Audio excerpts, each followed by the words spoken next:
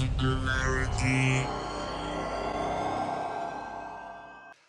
My name is Nicola, and you're watching Singularity FM, the place where we interview the future. If you enjoyed this podcast, you can show your support by either writing a brief review on iTunes or by simply becoming a patron via interviewthefuture.com. Today, my guest on the show is Roshi Jundo Cohen. Roshi Jundo is a former New Yorker, a lawyer, a husband, and a father of two, a cancer survivor, and a Japanese Soto Zen Master.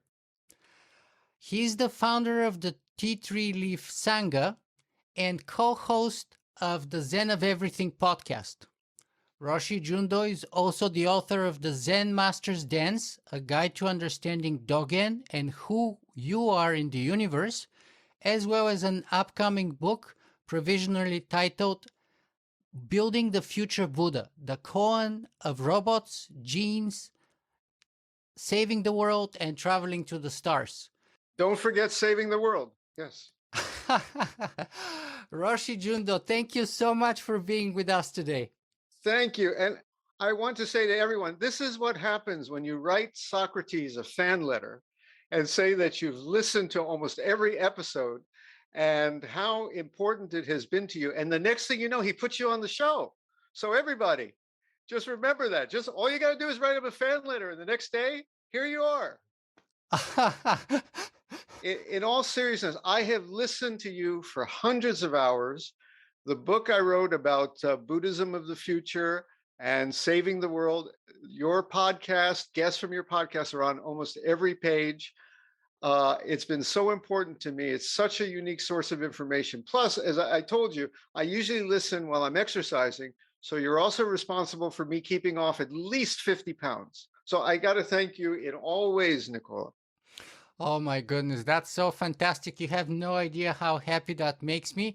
And I've been always wanting to get a Zen Master on my podcast because, as I've admitted multiple times previously on my podcast, I have at the very least a great sympathy, if not outright passion for Zen.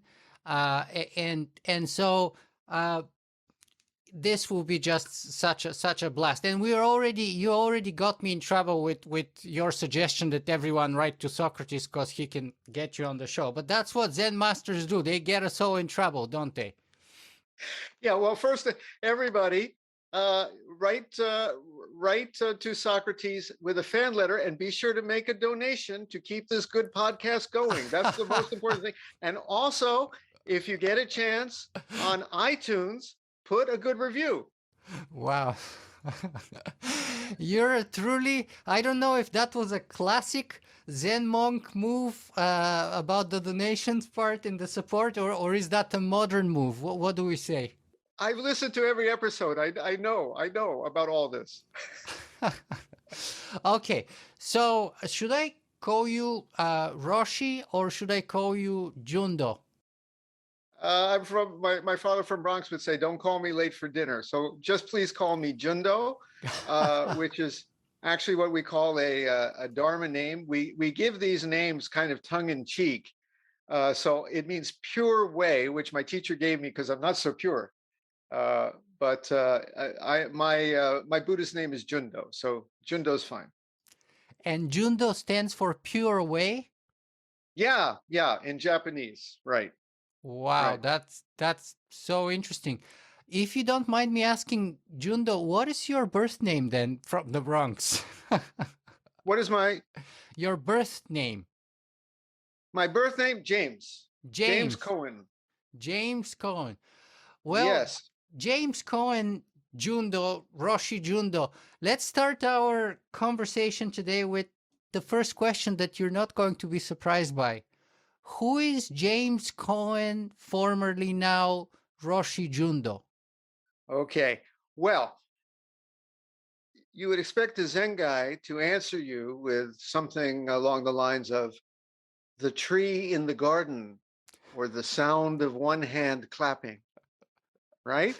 Which actually is a really good answer, which I hope to get to a little later to explain why that actually means something. Yeah, I'm going to ask you about that for sure later on. Yes, please do. But basically, I am a kind of neurotic Jewish born fellow who came from New York, who went to law school, and at the age of 20 was very confused about who I was and where I was going in life. I was in a very competitive law school. I was going to Duke, and they had us arguing about everything. You know, a lawyer can argue about anything. It depends who's paying. We'll argue anything, any side. You know, we don't care. And but I didn't know who I was. I was smoking too much. I was overweight. My dream of happiness was to have a red sports car. You know, I was very confused. And then somebody said, while I was in law school, come to the Zen group, sit down here, and put it all down. Put down the arguing, put down the worry about where you're going, put down who's right and who's wrong, and just sit quietly. And the contrast was obvious to me at that point. There are just some things that you can know, some things that you can understand and feel. When we stop arguing and we stop trying to achieve, and worry about who we are and what is our value, we just sit. They said, sit, and the point of sitting is just to sit. I said, well, what do I do? No, just sit. Sitting is complete. It was unique. So I've been doing that. That was, I guess, coming up to 40 years ago. And here I am. I've been in Japan about the last 30 years. And as I said, I'm still something of a lawyer. I do translations, Japanese. I support my family. Japanese Buddhist priests, unlike a lot of Buddhist priests in China and places like that, Japanese Buddhist priests get married, which is why I have a wife and 2 kids, and basically live here. And I'm in Science City, Tsukuba, Japan. Have you ever heard of Tsukuba? It is the Yes, Silicon Valley of of Japan. Japan. Yes, Right. yes. We have Lots of robotics, I think. lots of robots. We've got a particle collider. We have several supercomputers, and they just announced today that Japan's new quantum computing program is going to be right here in Tsukuba. And then there's me, who is this fellow leading a Zen group that a lot of the scientists and researchers come to because, you know, they're very analytical people too. So I tell them, you know, okay, put down your theories and put down, you know, all the research grants you're worried about and all the other things that these fellows and whether you're publishing or perishing, put it all down and just sit.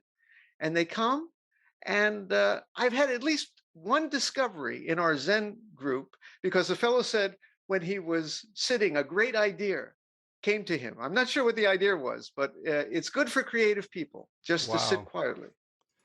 Absolutely. And Jundo, it is my dream, the next step. So the first part of my dream is already realizing itself, and that is to have a Zen master on my podcast. So thank you for that again. The second part of my dream is for me to come and visit you over there and to spend some time with you. That would be like absolutely Oh, amazing.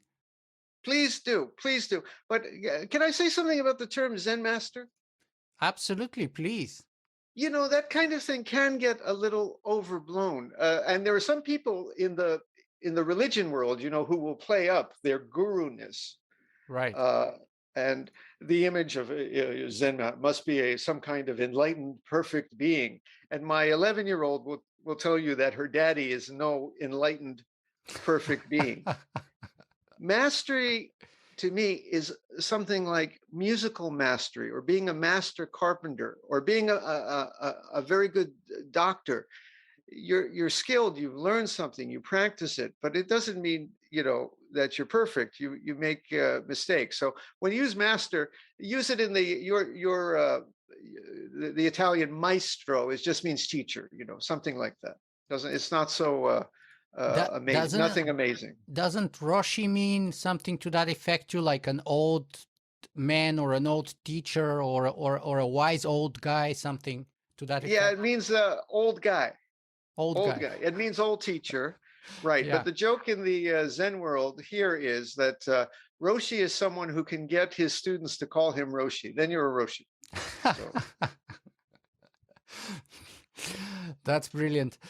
Okay, so Jundo, uh, you didn't answer my question though, and which my is, question was, who is Jundo Cohen? So you told me about sitting, which is zazen, which we're going to get back to, but you didn't answer my question. You didn't tell me who is Jundo. well, Jundo is, should I go back to the tree in the garden You and said the someone who sound of is one? sitting. Is that an answer? Jundo is a fellow who would be in, let's see, much more prone to the bad sides of who I was, as far as my neuroses, my worry, my type A personality, if I hadn't sat. And then I've been sitting all these years, and it, what can I say? It's a way to be home where we are, uh, with what is. And that's what our practice is. I listen to your podcast all the time, and what I hear is people talking about the future and achieving and improving. And that's why I listen to it, because I believe we have a lot of problems in this world. We need to fix. We need to make something better in the future. But your guests very rarely say that things the way they are right now can also be recognized and accepted as just what they are. That's what I'm here to tell you about. Wow. And we're going to talk about that for sure. So I want to divide our conversation today in three parts, perhaps. The first, and very briefly, I just want to touch on the Jundo Cohen, the James Cohen story about the Jewish kid from the Bronx who gets Mm-hmm. a law degree at Duke's, who goes to be a student in China and ends up as a Zen master in Japan. So I just want to touch a bit briefly on that story so that we know you as a person. Then I want you to lay out the foundation for us of Buddhism in general, and then Zen Buddhism in particular, and how perhaps Zen Buddhism is a little bit different than traditional Buddhism. And then perhaps the second, so that will be hopefully the first half of our conversation. And then hopefully the second half, we are going to talk about what, if anything, can Jundo Cohen tell us about the future, things like artificial intelligence, genetic manipulation, robotics, and all kinds of other funky technologies, and perhaps Zen Buddhism in general. What can that kind of attitude or teaching or stance in life, perhaps if I should call it that way, Mm-hmm. Mm-hmm. can help us with in the present for the future. And of course, I'm going to challenge you on a couple of paradoxes. As on the one hand, you said that home is here in the now, and I even forget how you said it, but it was beautifully said. Home is here in the now, in the presence. And I love that. But on the other hand, which is very Buddhist, of course, but on the other hand, we're going to be talking about the future. So I find that to be paradoxical coming from a Zen master. So Zen folks are very paradoxical. That's what we do, you know. But okay, yeah. what I wanted to say is, Buddhism has a few unique insights that I think could actually contribute to some of your guests. The advantage I have is that I'm not a scientist. I'm one of the few guests you've had here who's not a scientist. I have a liberal arts education, went to law school, and now I'm a Zen fellow, which means I can, kind of shoot out a few crazy ideas here and then say, I take no responsibility. Let someone else prove it. But I'm going to try as best I can today to keep things down to earth, because I do not believe in a religion that's just out there. It has to make a kind of sense. So we're going to get to this later, but I hope I can even get past the Socrates test, because you are very skeptical of any idea that doesn't hold water. So I'm going to try to shoot out a couple of wild things to you, but hopefully they're plausible. Okay. Sure. Okay. And But of course, first, we wanted to. Socrates is not about telling others what to think, but simply being the midwife to other people's great ideas, hopefully. So our audience will be free to, I'm not going to hide my opinion, of course, as usual, but I'm Right. not going to impose it on anyone. So my audience will choose and pick and decide for themselves. But yes, going back to the Jewish kid from Bronx, Right. how do you end up as a student in China after a law degree? So let's say you did your law degree, you had that kind of Jewish American kid dream to go to law school. You went to Duke, Hmm. which is a great, Ivy League school. I'm sure you were going to get the red sports car eventually. I don't know if you ever got it, but I'm sure you were going to get it eventually. All lawyers could afford a sports red car. And yet somehow you went on a sitting Zazen meditation class, it seems, from what you just told me, and you ended up uh, doing a stint as a student in China, studying what? Yeah. Yeah. Well, Duke, thank you. Is a very good school. It's not Ivy League, but it's a thank you. But I grew up in a family where my father, during the Depression, didn't get to graduate from high school, and they were working people. And for that, there was a lot of pressure when you got to school. This was the big family's chance. And I really felt guilty about that because everybody in my class wanted to get right onto Wall Street. And I had the chance to go to China, but because by chance I had a couple of friends who were some of the first Chinese students to come over. So I got to go to China, which somehow my family agreed to. It made no sense because they Wow. were really struggling, you know. But they Wow. said, "Oh, my father said, I never got to travel. I never got to go anywhere. You go," and it changed everything for me. I met my wife there. She's Japanese. I met her there. But it's very good this happened because I would have been a terrible lawyer. In fact, I am a terrible lawyer.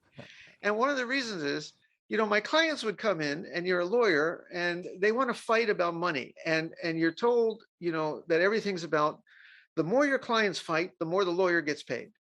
You know, it's a scam. It's a scam. So my boss would say, keep them arguing, tell them, we got to keep the lawsuit going. And I would say to my clients, really, money is not so important. Come on, guys, find some peace inside. Don't litigate, meditate, And my boss would say, no, no, no, no, no. So it's a good thing I left that world. And when I got a chance to come to Japan, now it's about 30 years ago, it just was much better. I worked here as gradually I was illiterate, as most people are. When you come to a new country, you have to start from the bottom. It takes about 5 years to even learn to read Japanese, and it took some time. But with time, I got settled here. And then there were the Zen temples here. And I was very lucky that I got to practice with some of very good Zen teachers here. And I just kept going. And here I am now. That's M- pretty much it. My goodness. And so you met your Japanese wife in China? Yes. How is that Yes. even possible? And was that the 80s? It was about 1985, and we were students at the Renmin Dashui, the People's University. And this was before I went back to China recently. I didn't recognize it. This was back in the days people were still wearing the Mao suits and riding Right, bicycles. right. And it was just coming out of the Cultural Revolution just a few years before, very different from the China now. So Right. my wife and I were in the same dormitory, and she spoke a little English, and I spoke basically a very bad Chinese, and we somehow communicated, and now we've been married almost, 28 years. So, What were you studying there? good question. I was supposed to be studying law, but again, that was not my real interest. So my real interest was just the culture and the people. And in those days, China was just opening. You could get on a train. You could go anywhere from Tibet to Xinjiang. Xinjiang now, is terrible. It's having great oppression now. Uh, there are talk there that the Chinese government is really clamping down. But in those days, it was wide open. You could go as far as the Pakistani border without any fear. It was beautiful up to Mongolia. So we just traveled and saw the country. So in some ways, actually, unfortunately, 80s post-Mao, pre-Tiananmen Square China was kind of more free, it seems, than it is now. Is that about right? The vibe that I'm getting? Because Well, it was right now, filled. it's especially now during the Olympics, there's all these kinds of restrictions and insane surveillance of everyone, but especially foreigners and so on. Well, no, it was pretty much controlled there. Our room was bugged, and we had a Oh, KGB agent in the on the same floor as the school, whose job wow. was to keep watch on us. And you Wow. couldn't go anywhere. And I got stopped one time for accidentally going too close to a military base, purely by accident. So it Wow. was not totally free. Wow. But in those days, the stores were empty. You'd go into a store and you have a choice of maybe one shirt or one pair of shoes. There was very little, and now it has become a not only the source of all the material goods that we're buying in excess, but the source of manufacture, as you know, in just excess. It's just uh, unbelievable. The air when I was there was the air pollution problem is very serious. I don't mean to put down China. If we have any listeners listening from China, it's a wonderful, wonderful country, but it is also the source of many of the problems we're facing about materialism, for example, right now. Right. I think well, we'll talk about that a little bit later, perhaps. Mm. Uh, yeah, I actually had a friend who came from China and spent 2 years there, and he told me that old classical China, because I told him I love Eastern Chinese philosophy, like Taoism, for example. The Tao Te Ching is like a classic, and he said that China that you're talking about is dead in China. Uh, Chinese now are, especially the younger generation, are more westernized. So if you're kind of uh, a Chinese fan of traditional Chinese ethics and virtues and classics, they're fans of traditional Western capitalist measures of success, the bling, the money, the financial growth, the economic growth, the business success, the acquisition of big houses and properties and cars and mistresses, and it's a whole different kind of a culture, supposedly. Well, I'll also say from living in Japan for so many years that if you look, the traditions are alive here too. And in some ways, they're more alive than ever because in the old days, only the elite had access to many of these things. And today it is much easier actually to find many traditional arts, including poetry and painting, if you look for it. So it depends, the glass is half full, the glass is half empty. Right, right. Um, it's there if you look. It's there if you look. I like that. Okay, well said. If it's there, if you look. Very well. So, okay, that's a fascinating story, but I think it gives us a little glimpse of who Jundo Cohen is. That's why I like those kinds of stories. Plus, I mean, how many people can say they've spent time in China in the mid 1980s and they had like a secret agent, or apparently not so secret, like let's say state security agent on the same floor in their dorm and watching their activities, which I totally believe because, as you know, I grew up in communist Bulgaria. So I know how our state security would kind of attach themselves to foreign visitors and monitor to make sure that everything is okay, because it was exceedingly rare for us to allow even foreigners to get through the Iron Curtain and sort of visit even for a little bit, but let alone study and stay for a longer period in communist Bulgaria pre-collapse of the Warsaw Pact. But let's talk about Buddhism. Hmm. So, what I like to lay out the foundations first, if we can, and then build our conversation from there. So, what is Buddhism in general, and Zen Buddhism in particular? All right. Well, Buddhism is actually a religion, much like any other, that is filled with some incredible beliefs that I would struggle to believe in. For example, people have an image that Buddhism is a very modern, scientific, science-compatible religion, and it can be. That's one of the points of my being here today. But there are many aspects to Buddhism that are just fantastic. For example, did you know that traditionally most Buddhists, and many still do, believe that the world is flat? And I've there's a heard that, giant, but I didn't know it's the traditional view. yes, yes, there's a huge mountain in the middle, and we live on one of the four continents. There's only four on a flat earth that surrounds this mountain called Mount Sumeru. And basically, at the high levels, there are various gods.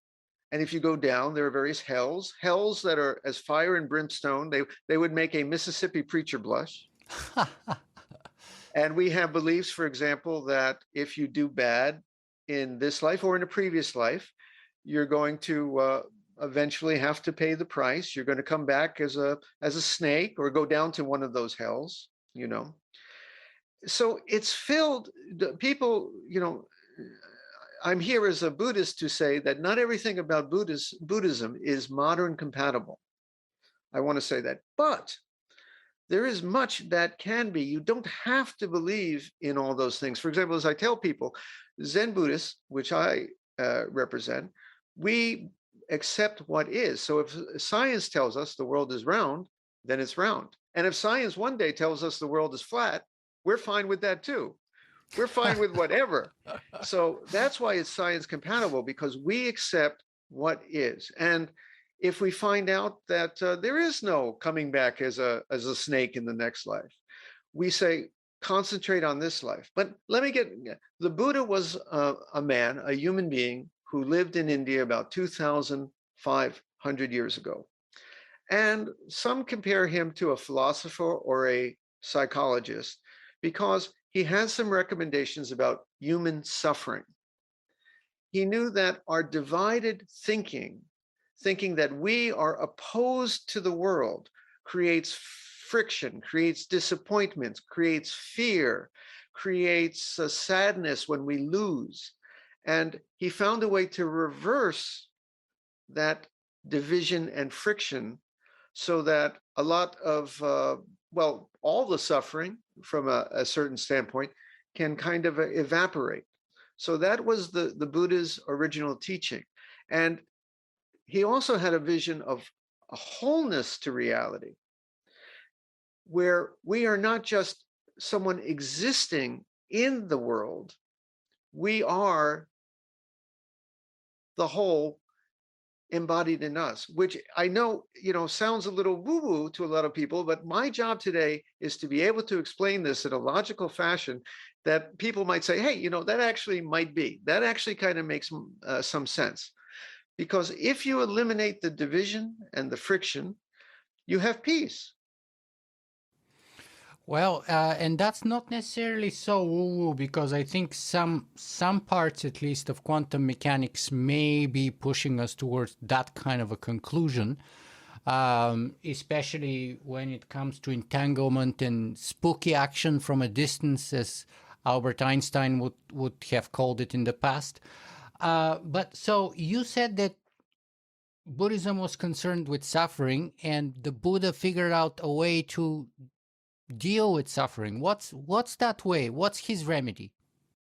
Well, first off, there are different flavors of Buddhism too. Buddhism is as complicated as Christianity, as Judaism. There are, if you have 100 Buddhists, you have 200 flavors of Buddhism. It's like, so again, I'm speaking as a Soto Zen Buddhist, which is one particular flavor. You have early Buddhism that said this world is kind of hopeless, and the only peace will come when you are not reborn anymore. Because this life, there's something irredeemable about it. It cannot be fixed. That was a very common kind of skeptical about life vision of early India. Then you also have other flavors of Buddhism that are very similar to Christianity, where a Buddha, for example, a fellow named Amida Buddha, was very much like Jesus. If you have faith in him, on your deathbed, he will take you to a very good place, kind of heaven, called the Pure Land. That's another flavor of Buddhism. But the Zen Buddhists said that there is another way to find peace and identity in this life, and that is to realize the wholeness. And the first thing I wrote you, Socrates, was that your podcast is called the Singularity Podcast. About we're working towards the singularity, and I know you mean the technological singularity. But I said that, according to our beliefs, we are already the singularity because all things are a singularity. It's been a singularity since the Big Bang or whatever came before the Big Bang. All you have now is that singularity expanding. Unfolding, It's yeah. never left us. People think that the universe somehow broke into pieces and we're one piece and we bang and clash and fight with all the other pieces. But the job of a Zen Buddhist is for us to realize that we are still the singularity, that there is still a unity. And when that happens, all the friction disappears. That's Yeah, what and we do. that reminds me, by the way, too, because of course, the origins of Buddhism in general, and even Zen Buddhism in particular, which is a subset or a track of Buddhism, are sort of Indian. And of course, in India, we have my understanding is that the yoga tradition is a bit older than Buddhism. Right. And of course, the idea or the whole point of yoga and the meaning of yoga is, quote, to become one with the universe. It's Right. not But to do some kind of a weird twisting of the body. That's just a means, that's just the tool that would allow us to hopefully, eventually, ultimately become one with the universe. So, in that sense, you have that kind of ideological lineage from yoga through, Buddhism, and then eventually in Zen Buddhism for us to kind of become one with the universe, if you will. many Eastern beliefs, including Taoism, they all have this similar take. Now, we don't Exactly. actually have to become one with the universe. The idea is that we always have been. We have forgotten it. Right, to realize it or to wake up to the fact, to that reality. And there's a reason I can explain to your listeners right now why we've forgotten it. May I? Please. Our encounter with reality is a virtual model created between the ears. As you know, sense data enters the senses, is turned into electrochemical signals, and in the mind, some kind of, shall we say, simulation or model of an outside world is being created. But I think, your guests will realize that if they've seen their own loved one, they've never actually seen the loved one except as this recreation between the mind. If you go out and you see a lovely tree, the tree, I hope I'm not such an idealist that I think everything is in the mind. Something is out there, but largely we are creating a model that we live in that is a mental realm inside us. Now, part of that is a sense of division. We create an image that there's a me and there's everything else that's not me. And the me ends at the skin line. And the me goes to the top of my head and the bottom of my feet and began when I was born and ends when I die. Okay? It's true. I mean, that would be obvious. It would be ridiculous for me to argue otherwise. But the point of Zen Buddhism is that is not the only mental model you can create. There are perfectly valid alternative mental models in which the border softens or drops away. You do not have to end at your skin line.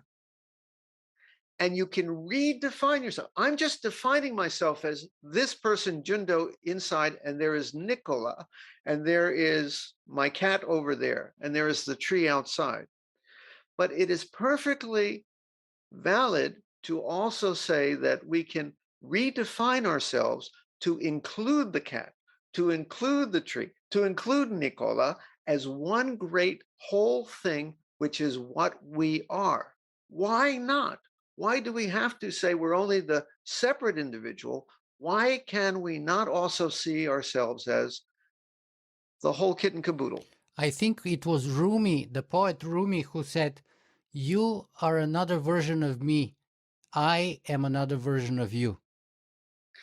Yes, we believe that, in fact, the mind, for example, is not only now, people think I'm going to talk about some woo-woo cosmic consciousness. I don't want to go there. I can tell you, though, in a perfectly understandable way, that your mind is not only what's happening between the ears. And I think a lot of neuropsychologists today would not disagree. In order for you to experience who you are, you have to have an outside world to relate to that gives you definition. For example, I see a tree. It's a green tree. It's a beautiful green tree. And I'm assuming something's out there, some, let's say, configuration of atoms.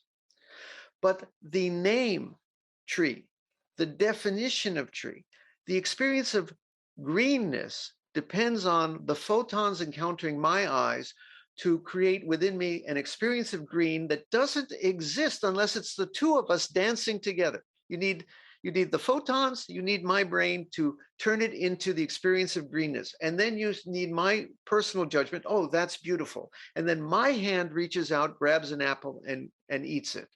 It's a feedback loop. The mind is what's happening inside and the outside, and my reaction to it. And that's how we define ourselves. And so, But let me ask you here just for a second, if I may, because there may be an interesting parallel with what people like Elon Musk and others have said here a little for a second. So in Buddhism, classical Buddhism, there is this idea of Maya, that everything is an illusion. Now, the modern lingo, the modern way of saying that same thing is either the simulation idea or the matrix idea, which is the matrix is a simulation, right? So are you saying that in Buddhism, we're thinking in a way, you're saying we live in a simulation created in, whether it's in our mind or kind of between our ears or whatever, we are creating that kind of a simulation. So it's all actually an illusion. yes. Now, when you say simulation, is there a simulator? Is there someone who created the simulation, or is it a natural phenomenon? I'm not going to address that here, but we are living in a mind-created simulation in which I don't know a percentage. I'm going to say the vast majority of what we encounter is not actually there. There's a fellow, Hoffman, who has the theory that we're living in a world that is like the icons on a computer screen. You see a file and you think, you click on that and the file opens and your data comes out, but there's no file there. It represents very complex processes that are actually happening in the computer that are summarized for us as the little icon on your desktop. Well, it's very similar to us. I can give you the most basic thing we see. For example, a toaster. I get up in the morning and I see a toaster, and we're sure what can be denied about there being a toaster there? But the toaster, as your guest, I saw Noam Chomsky might say, is basically a name and an idea that we have appended to some, let's say, a physical process that gives heat, that does something to carbohydrates, which we put in our mouth, which apparently feeds ourselves. But we have come to call this thing a toaster. There's no toaster there. There's something there that produces heat, but the rest of it is our own adding on. A baby is not born with an idea of a toaster. A space alien who came, who never ate toast, would have no idea what he was seeing. But we share the common language. We share the common human brain. We share the common experience. So you and I are convinced in our mutual dream, our mutual illusion, that there are toasters. And we're both living in delusion. There are no toasters, my friend. Yeah. In the Matrix, they say there is no spoon, but there is a neuroscientist, and there's a number of neuroscientists. One of them is Anil Seth, but another one that I've been watching recently is called Bo Lotto, I think, or Bio Lotto. maybe it's pronounced Bolot or Biolot. Anyway, fantastic guy. He has a number of TED Talks, and he talks about the fact that information is meaningless. It's all the context that gives it meaning, and the context comes from us. It's not contained in the information. So again, as you described, the idea of the toaster, the context surrounding that machine which burns out carbohydrates comes from outside the machine. So without that context, that machine, that item has no meaning, right? We are living in a kind of shared dream. Now, it's not a dream like when we sleep, because if I dream right now, I'm going to levitate up in the air. I don't think it's going to happen. So this is a dream that seems to be constrained by certain physical properties, like the law of gravity. There's a certain predictability here. It's not that whatever I think is going to come true, but a lot of this is a mental realm that we are creating, and sometimes we create it in ugly ways. If we have a heart filled with anger and violence, we create a nightmare. If we have a heart that's filled with peace and generosity, we can create a good dream. This is also another level of Buddhism, because we are living in this kind of world that is created by our hearts and our actions. We can make this dream what we want. I think that's what your podcast is really about, isn't it, Nicola? You want to create a good dream for the future. Exactly. And to me, from a sort of an ethical point of view, it is pointless whether to ask whether we live in a simulation or not. The point is whether we live well within that simulation, whether we're living the right way, whether we're taking the right actions, whether we're making the right choices, ethically speaking. And it doesn't matter if you're making those choices in a simulated reality or in a real reality. The point is to make the right choices, because we cannot control the simulation. We cannot control whether it's a real reality or a simulated reality, but we can ideally, hopefully, control our choices, our decisions. And that's where my own personal ethics stems from. So, yes. But let me ask you though here, because this is probably a good segue towards a little bit of a Buddhist ethics, because you touched a little about the metaphysics, and you're kind of let's say a skeptical Buddhist with respect to the Buddhist metaphysics. And I respect that, and I love it. And by the way, that's amazing that you can be a Buddhist and yet kind of be skeptical about the whole Buddhist metaphysics. Yeah. Well, if I may say, when people come to me and they ask, do you believe in those future lives? Do you believe that we're reborn? I said, I'm going to tell you, I'm a Zen teacher, but I'm not a dead Zen teacher. So I really don't know. And I have a hunch that when you read those old Zen books of people saying about these future lives and future worlds, that was the religious imagination. That's what I think. But I said, it doesn't matter, because if there are future lives or heavens and hells, live gently in this life. And if there are no future heavens and hell, live gently in still this life. live gently in this life. That's the most important thing. Exactly right. Yes, I love it. I love it. Okay, so then we come to the question, how do we live gently in this life? In other words, what does Zen in general, and especially your flavor, which is, Soto Zen is a little bit different than, let's say, Rinzai Zen.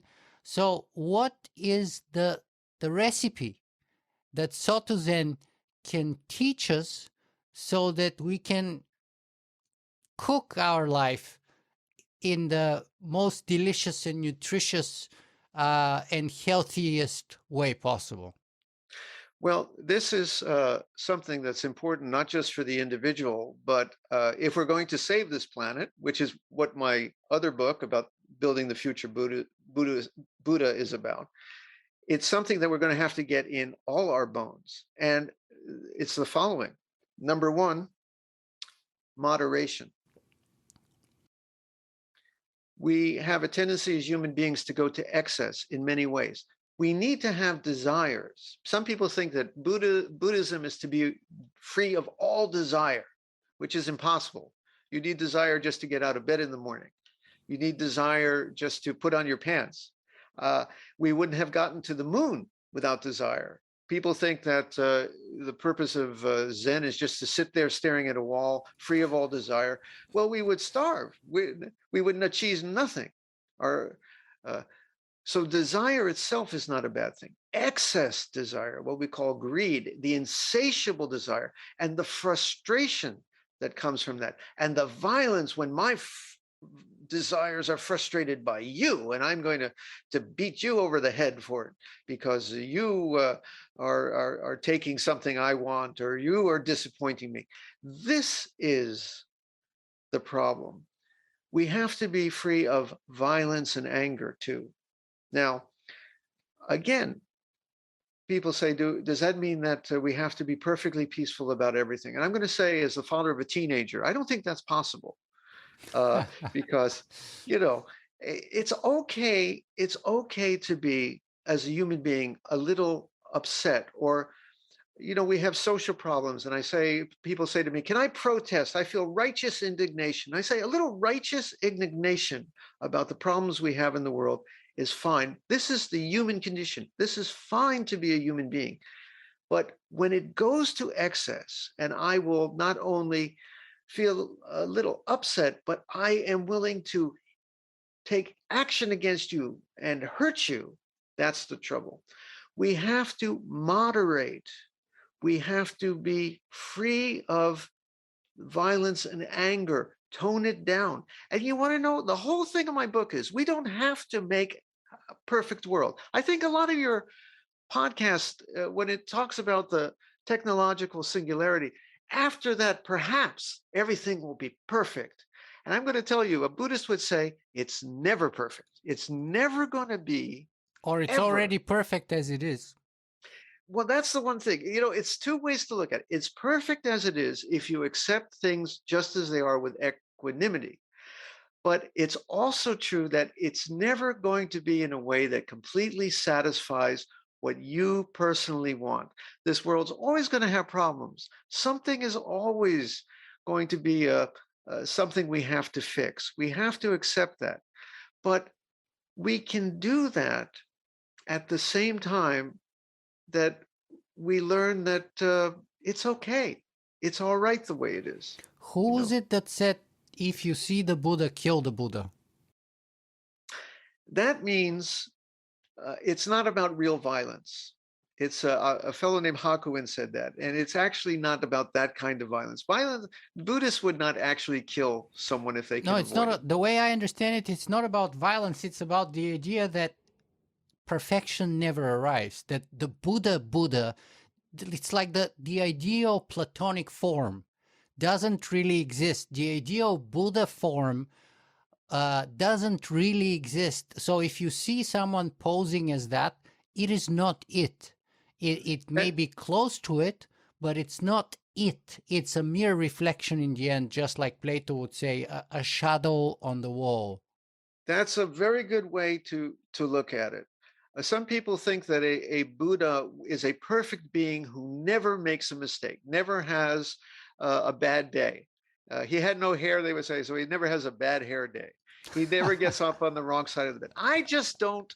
I don't believe that. I think that if you actually met these holy people from the past, you would find that some excellent people, maybe some truly saintly people, excellent, wonderful people, but never a perfect person.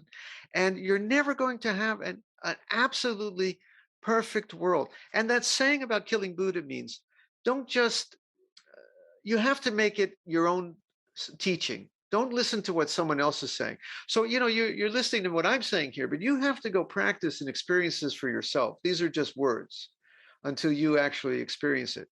But one of the things we can experience in Zen is seemingly opposite, incongruous, conflicting beliefs can be simultaneously held as true.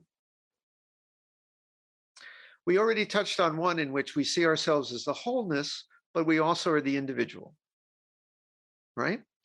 Another one, as we mentioned, is you can sit in perfect equanimity. This is what we do when we meditate in Zazen. We sit and just accept and flow and be all things as they are. not wanting to change one thing, feeling that the world is just what it is, nothing to add or take away. Okay? And we sit there and it's very whole and peaceful. Then we get up when it's done, get back to work. This world has some problems. Let's go fix them.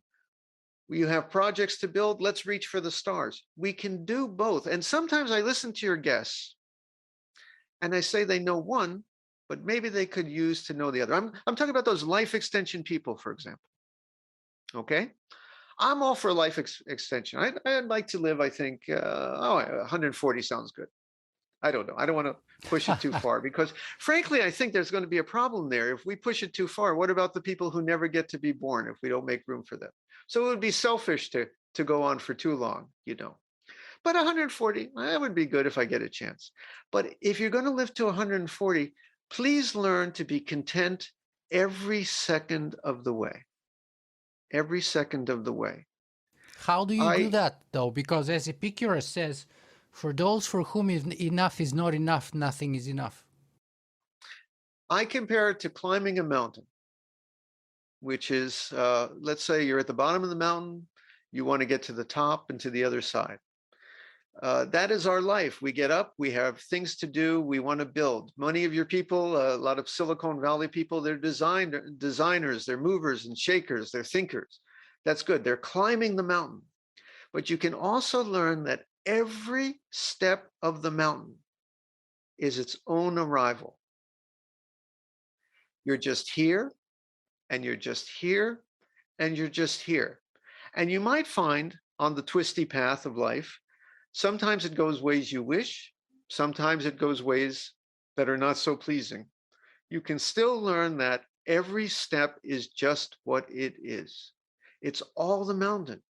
And, you know, to get a little wooey, we Buddhists also believe that we find in that great wholeness, the mountain is also you walking. You're walking the mountain, you think it's you, but it's also the mountain walking up your feet. It's all one great thing, we think. And this is what we experience. Yeah, and you know what? I had a very good lesson just on what you're talking about, just like before we started this podcast, because you know you're in Japan, so we started the interview at 9:30 p.m. your time, but I was 7:30 a.m. my time, and I had like a very bad night of sleep for a diversity of reasons. I had a bad migraine, and so my dream was like my hope was like after having a restless night to just sort of wake up and wash my face with really, really cold water to wake myself up, then make myself a real good tea. And of course, I wake up and it turns out for whatever reason, our building has no water. So no running water. And I can't even wash my face. And of course, my wife, now lucky for me, I grew up in communist Bulgaria and we had issues with, not so much with water, because we had lots of water, but with electricity. And sometimes when you lose electricity, you know, if you live up somewhere up on the higher stories, you don't get water too. So anyway, I'm kind of mentally more okay with the idea. My wife immediately basically got downstairs to the parking lot, got in the car and went to her mom's house because she has to, you know, take a shower in the morning, do her hair, and she has a whole busy day and she can't have that productive busy day. It can't start right unless she has water. Basically, it's impossible. So she went to her mom's to do what she's used to have done every day before she has a good day. And you know, I'm wasted. I couldn't have, you know, tea. I couldn't wash my face.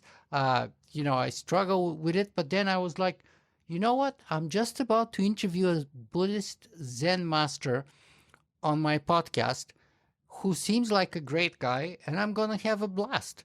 And I'm going to enjoy it. And yes, maybe I'm not at my best. I'm a bit wasted. I didn't sleep. I couldn't even wash my face. I was rushing around like a headless chicken trying to set up everything here at 7:30 a.m. in the morning. It is what it is. And I'm It going is to what have it a is. blast. And Now, as you said in the beginning, home is here now. So I might as well get comfortable and accept what it is. It is the home that I have without water. It is what it is. And there's a lot worse things in life. Now, it's funny you mentioned migraines because I do have a lot of people in our Buddhist group who have problems like that. And someone will come to me, will the Zen help take away my migraines? And I will tell them honestly, people make all kinds of claims for meditation. Will it help cure something? And I say, really? I don't think it will. I don't think it may relax you. I don't know. Maybe indirectly will have some effect in reducing migraines. I don't think it does anything for migraines. You have to see a doctor about your migraines. And I'm really sorry for your migraines. But what it will do is on some level, as you're sitting there moaning and groaning, and this was when I had my cancer, I experienced this. Man, after I had my surgery, I felt like a donkey had kicked me in the chest. It was terrible for weeks. Wow. I'm so sorry. What kind of cancer? Sorry to ask, but I had esophageal cancer, but it's okay. I'm still here, still here. The esophagus? Yes. But you see a doctor for a medical problem. If you have no water in the apartment, you call a plumber. Zen guy's not going to get you water in the apartment. You got to talk to the super and the plumber. Well, what it can do is, in the middle of the pain and discomfort, deep down, let you accept even that. When I was in the hospital bed, I tell this story. I found kind of a switch inside. And one moment I was absolutely in pain and miserable and lonely. And I missed being home with my family. I missed my wife. I missed the kids. I missed the cat. Then I found a switch inside from my Zen experience. I've been sitting, this was only a few years ago. So I knew what I was doing. And I hit the switch and suddenly I'm content. There was no other place I'd rather be than that hospital bed. Somehow it's just what life is. This is the whole universe pouring into this moment. Okay. That moment So is the your pain's home. still there. Huh? That moment is your home at that moment. It was. The pain was still there. Don't get me wrong. I'm not telling you it was a bowl of roses. It wasn't. But there was a peace, an abiding peace, because the resistance dropped. I let it be. And then a couple of minutes later, I went back to being miserable and I hit the switch again and I could go back and forth. You can learn this. This is what we practice in our meditation practice. I know I have a friend right now in Ukraine and they may be in the war zone. And I said, my friend, I wish I could bring world peace. I wish I could take that away. And he's an old Zen guy. And he said, whatever happens, we're going to just keep working here for peace and we're going to accept what is. Because acceptance does not mean giving up. I went every day to my physical therapy to get better. But at the same time, every moment can be accepted. You see, that's what we have to learn in this world. We may want to get to the future where everything's perfect. More important is let's get to the present and realize it is what it is.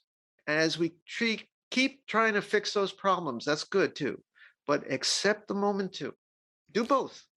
Yeah, that's incredible. And by the way, that's a very stoic philosophy kind of an attitude, because the Stoics had that idea of accepting, of acceptance, and people often confuse that with passivity or with surrender, and it's neither. It's actually not.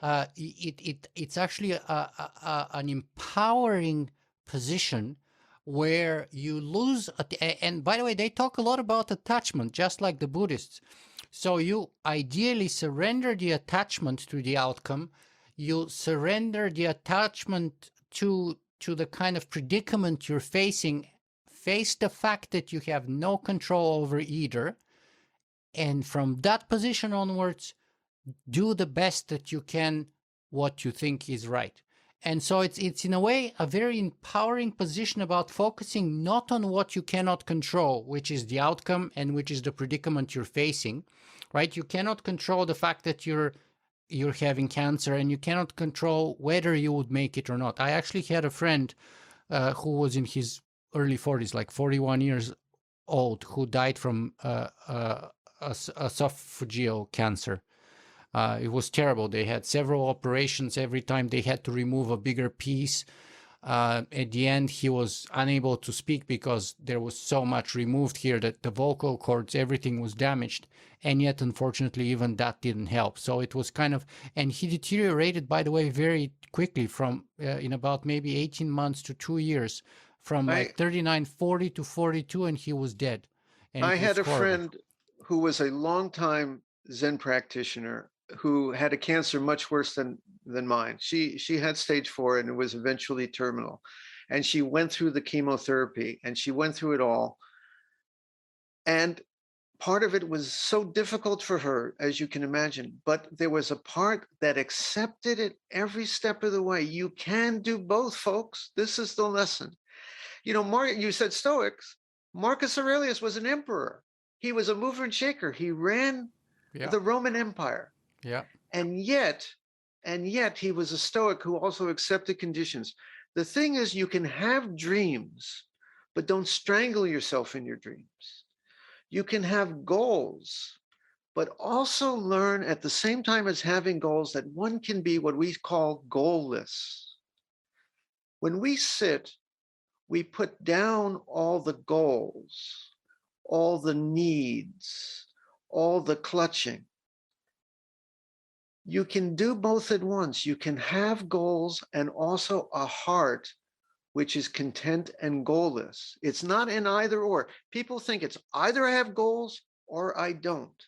Either I know peace or I am fighting for something, that I'm working for something. No, you can work for something and know contentment at once. You can have goals and also this other part of you. Right? I compare it to, we see life out of two sides. Let's say you saw life out of the right eye. I'm a mover and shaker and I got things I'm working for. And out of the left eye, contentment, and there's nothing to change and there's nothing to work for. And you open both eyes together and you see the world with a certain clarity where you can be a dreamer and you can be a planner and at the same time know this taste of nothing more in need of doing. It's not an either or proposition. Yeah. And that kind of a paradoxical attitude towards life. By the way, Epicurus was dying a very painful death, supposedly from kidney cancer. And he's famous for saying, "Give me a pot of cheese and I can compete with Zeus on happiness." So in other words, he would say that you really don't need that much to be happy. And supposedly that was true until the very last moment of his life when he was dying in his bathtub, supposedly from very painful kidney cancer. He was surrounded by a couple of his students, and he supposedly drank like a glass or two. He asked for a glass of wine or something like that. And he was very jovial and happy until the last moment. And then he took a couple of sips of wine and he took off. He was dead. Can I try something a little challenging here?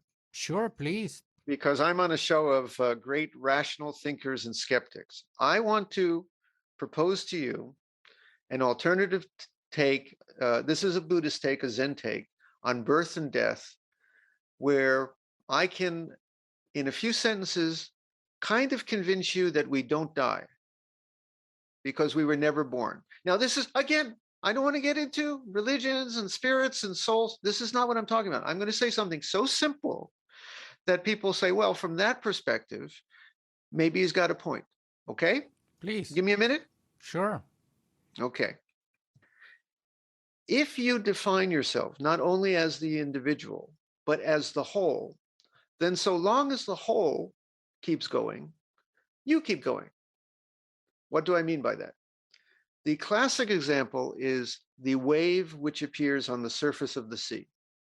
The wave is just, of course, the sea flowing, and a wave appears, exists for a time, then fades back, crashes on the shoal. This is similar to our life or anything that comes into existence or vanishes. If the wave were to become self-conscious like we do, it might think that I'm an independent being, right? It doesn't realize that it's also the sea. But to the extent that the wave can redefine its self-identity as always having been the sea, it was always the water of the sea, It's after it disappears, there's still the water of the sea.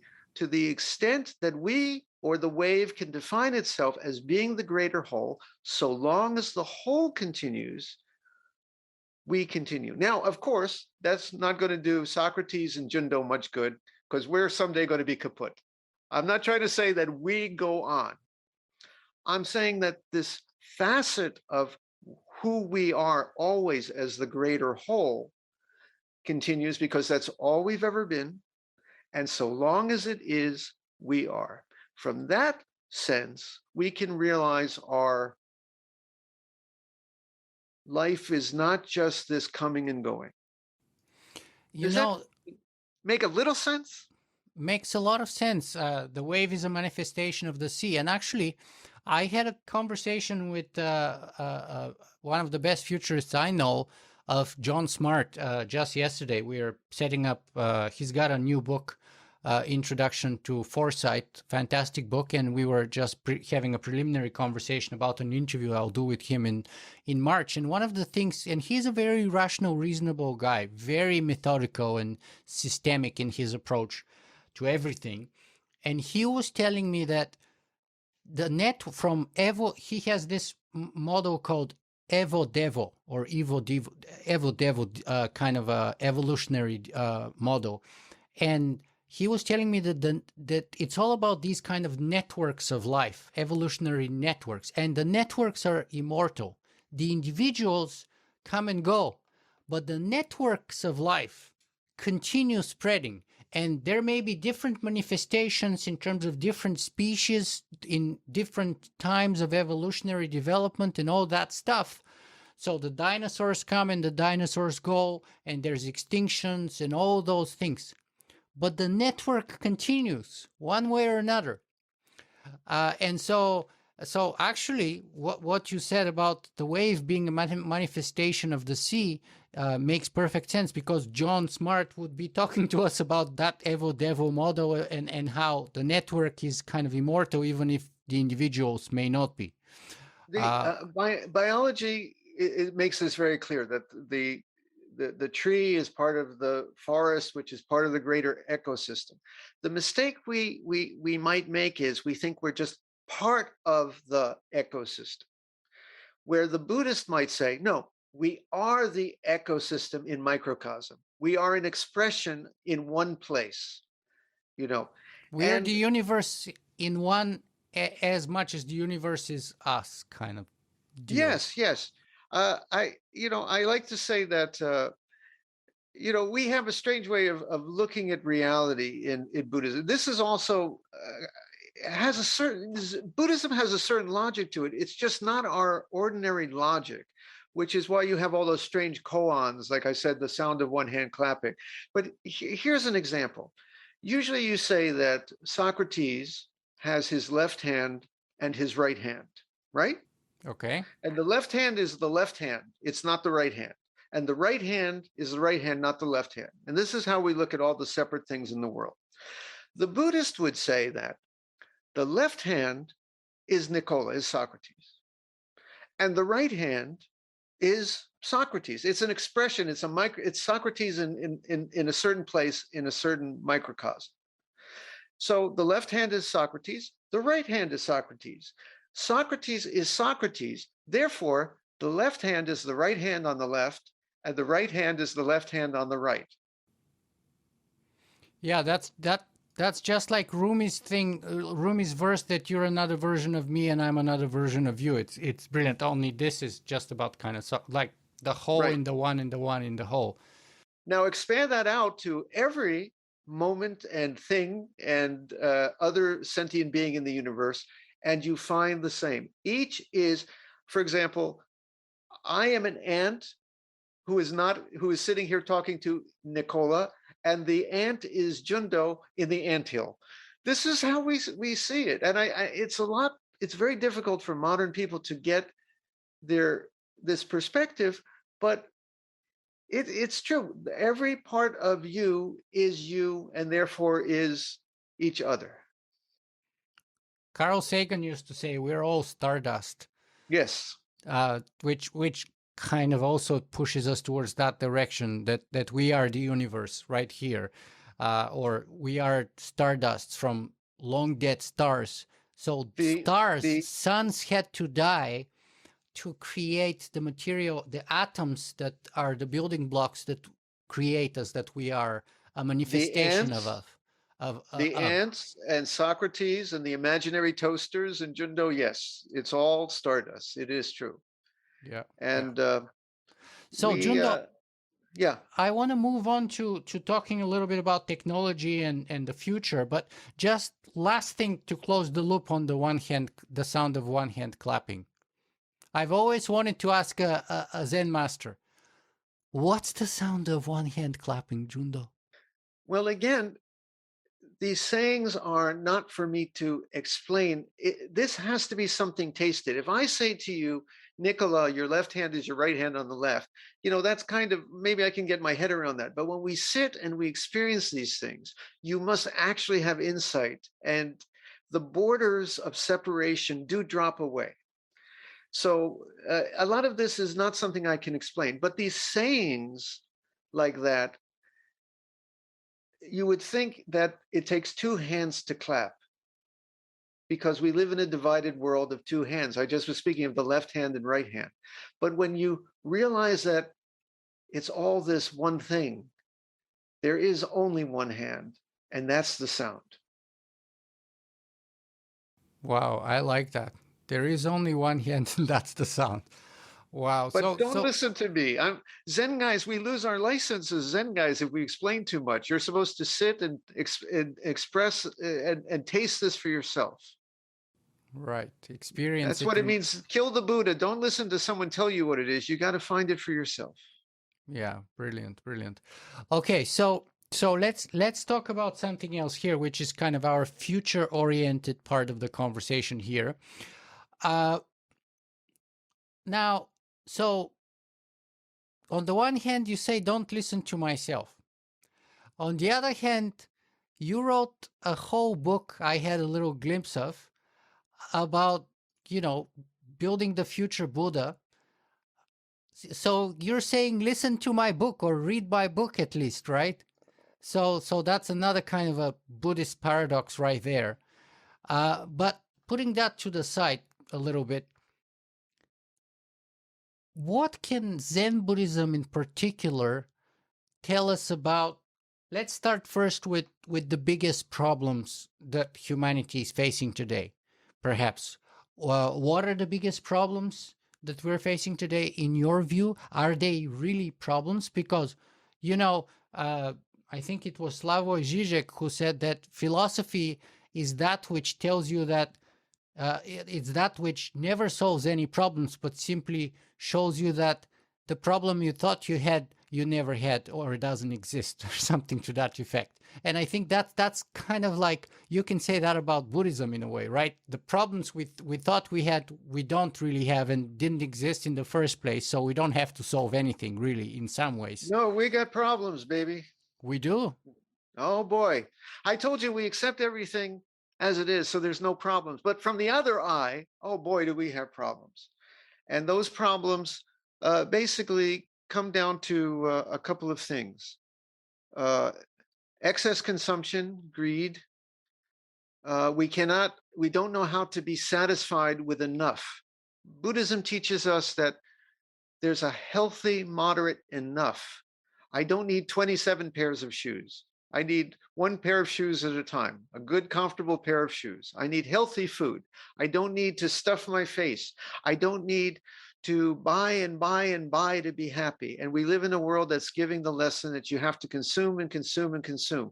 We do not know how to be happy with moderate amounts, which is leading to other problems, such as that global warming thing that is, I would put at the top of my list for one of the great problems we're facing, and violence and cruelty, and a lack of sharing and concern for others.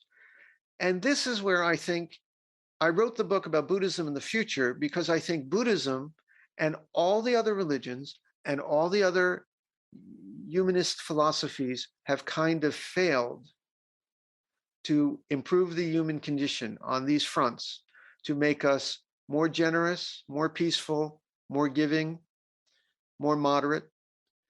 That's what they've been trying to do for thousands of years. I think all the great So how do preachers we have said, become, how would Zen Buddhism in general and Jundo, Roshi Jundo in particular, help us be you, happy with less, to do you want the be traditional answer or the answer in my book for the future? Which would you whatever like you first? think is the right one? I don't know. Let me give you the traditional take. The traditional take was, if you went to a monastery and you meditated and you moderated your emotions and your desires and lived very simply, you would know some peace. And it's true. And it's very effective for many, many people. The trouble is, it's not effective for society as a whole. I think it did make some people live in very healthy, moderate ways. But obviously, as you said, with all the Chinese monasteries, it hasn't worked for the rest of China.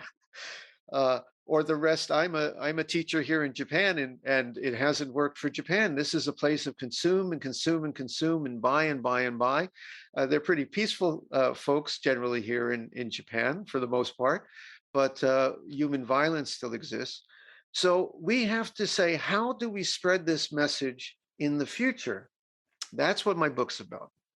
So Building the how? future Buddha. Well, I'm gonna get there. First off, I want to say I don't think that we're actually doing too bad. I think for the most part, we're living in a society where we are succeeding, for the most part, in greatly reducing poverty. We are finding cures for many diseases.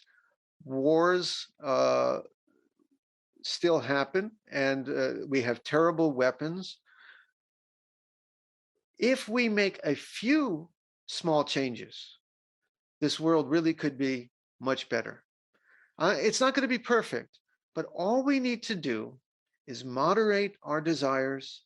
Yeah, I know I make it sound simple. All we need to do is moderate our desires and learn to be peacefully, live peacefully.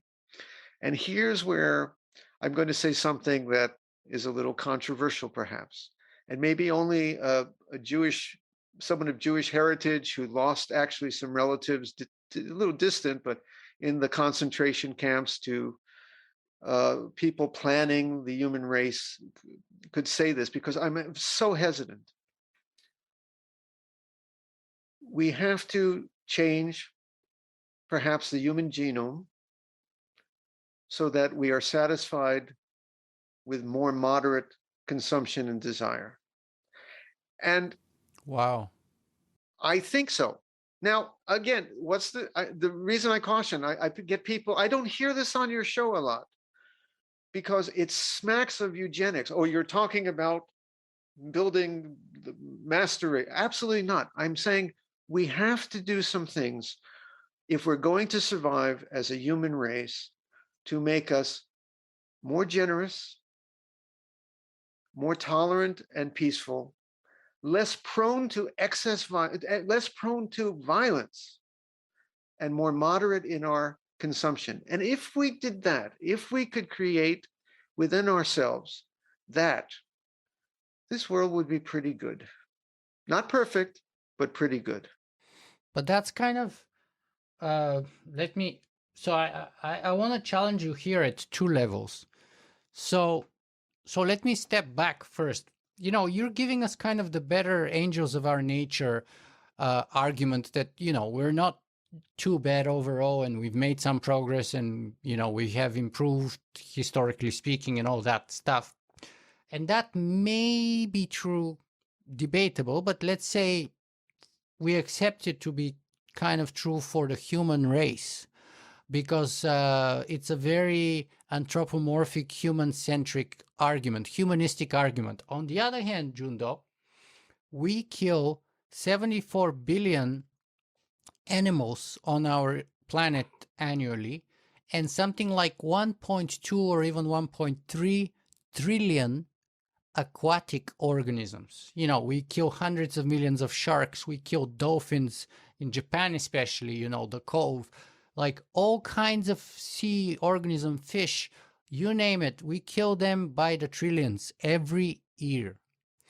So Hmm. from that point of view, and correct me if I'm wrong, I'm not the Buddhist, but if we're talking Buddhism, in my opinion, and I'm gonna go, you went on a limb there with your claim, and we're going to go back to it, but let me go out on a limb too and say that, in my opinion, Buddhism is kind of like utilitarianism.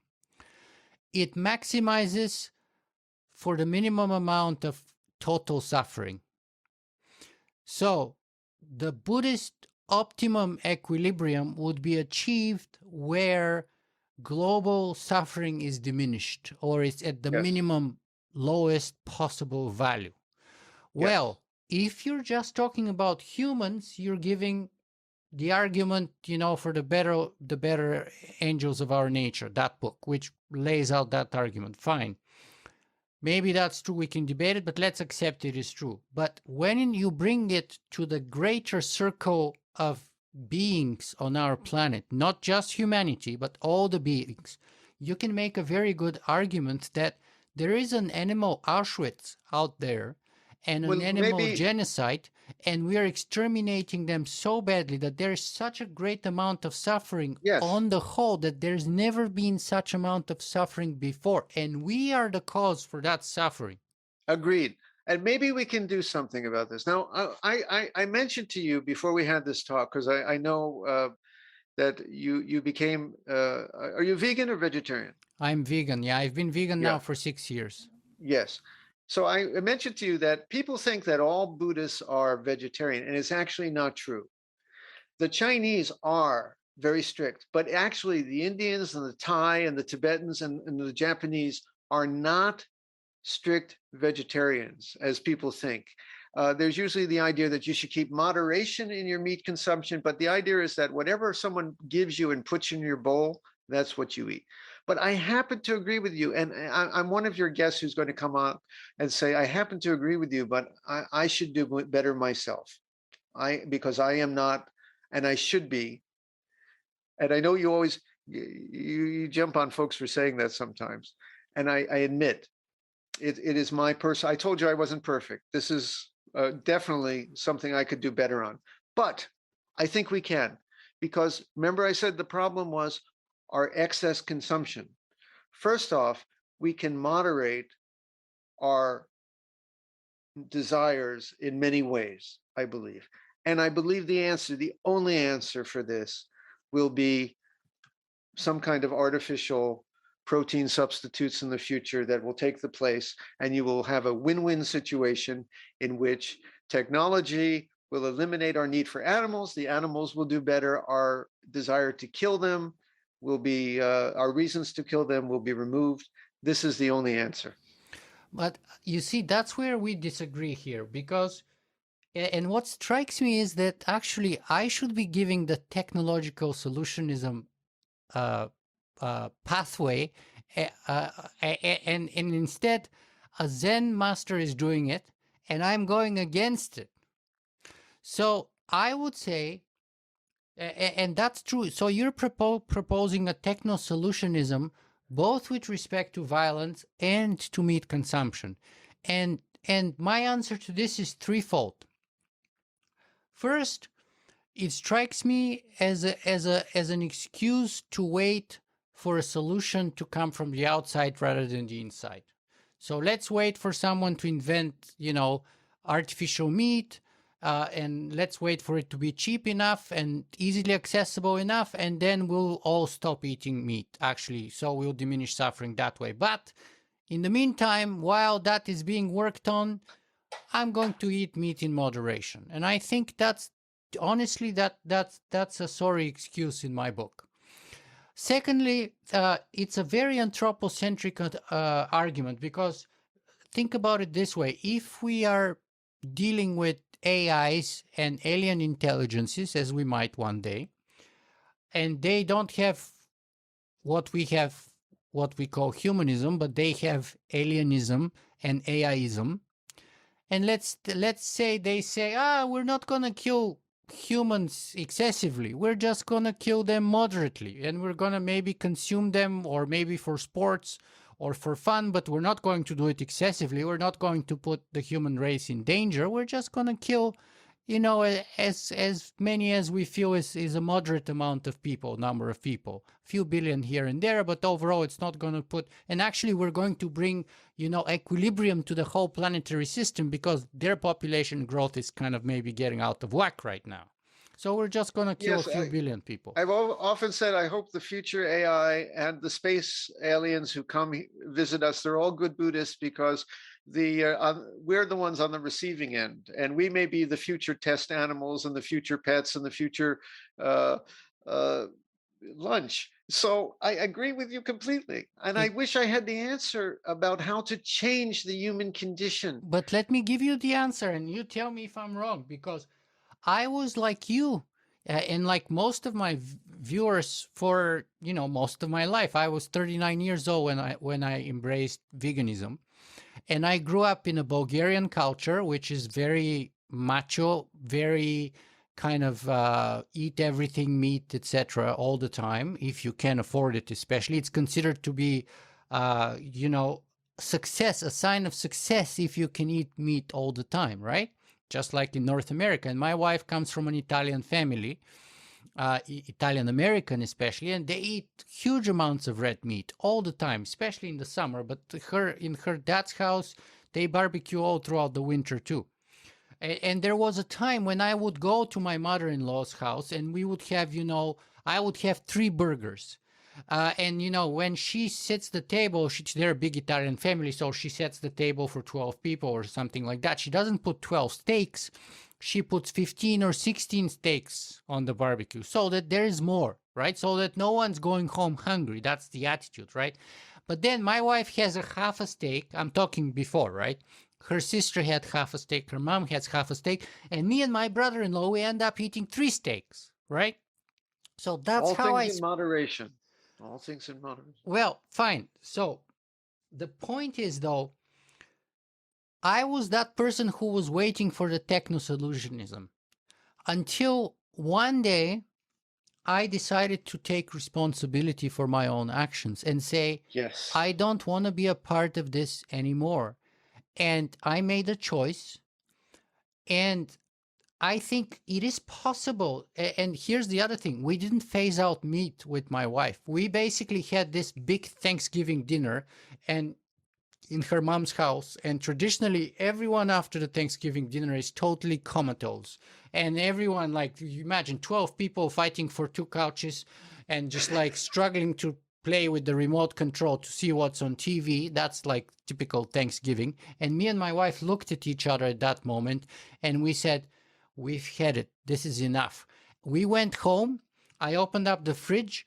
I took out the chicken, the butter, the milk, the yogurt, and I gave it to my in-laws and to her sisters. And we went cold turkey.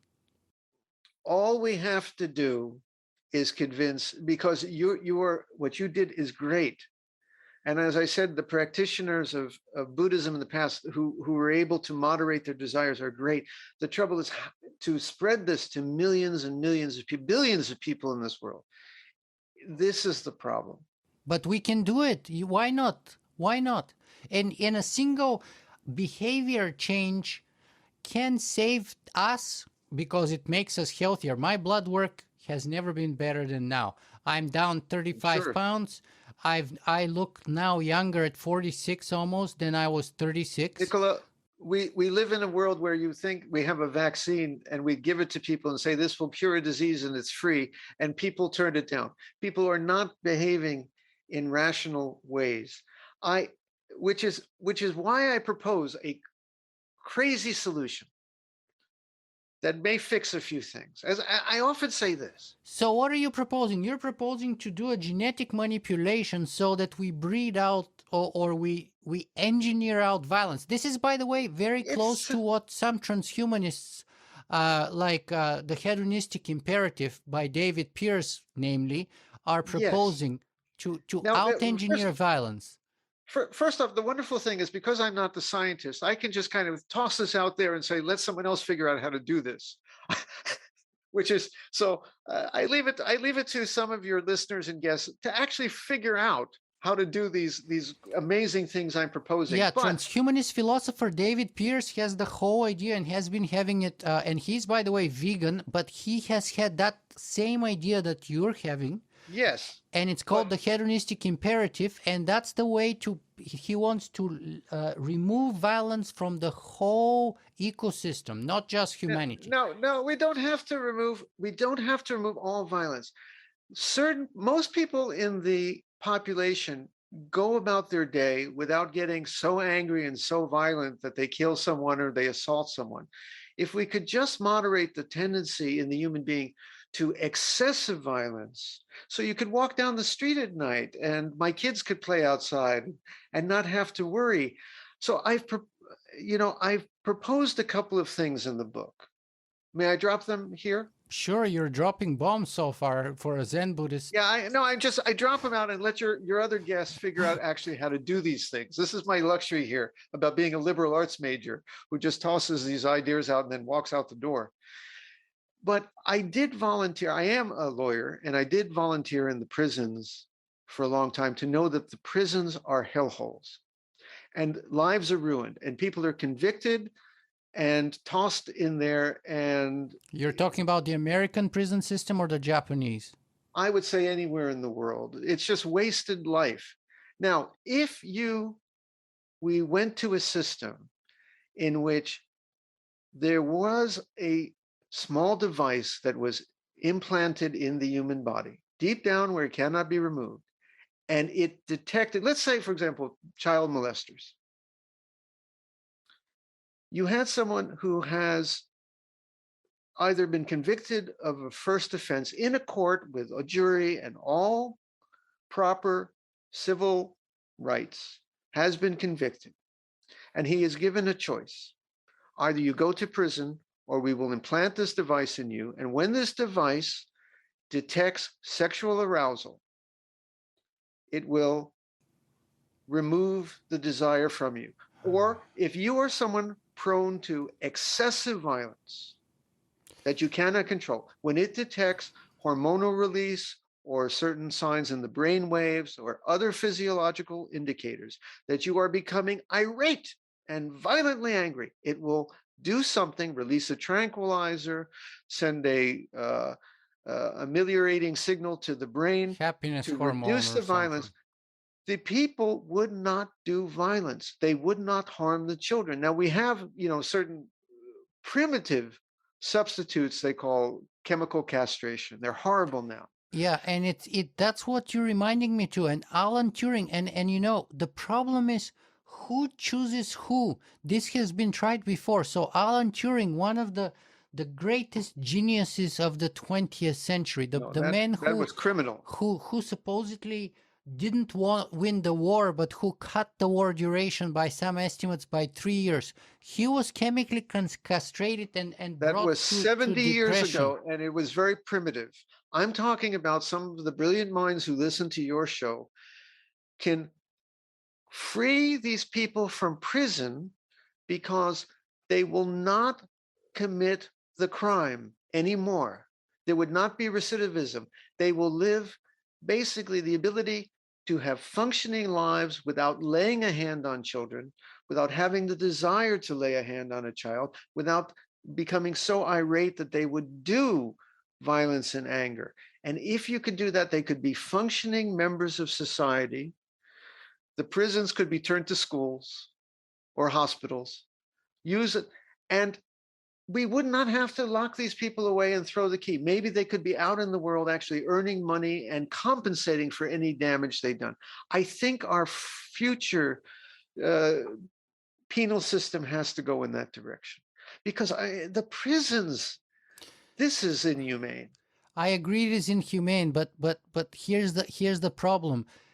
It's like saying, I grew up in communism, and it's like, okay, in theory, communism is a great idea, but in practice, it's horrendous. It's a crime against humanity.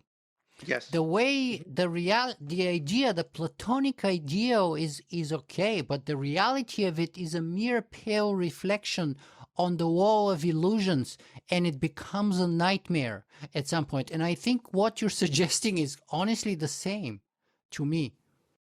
prisons and psychiatric hospitals, and they take political prisoners, they put them in a psychiatric hospitals.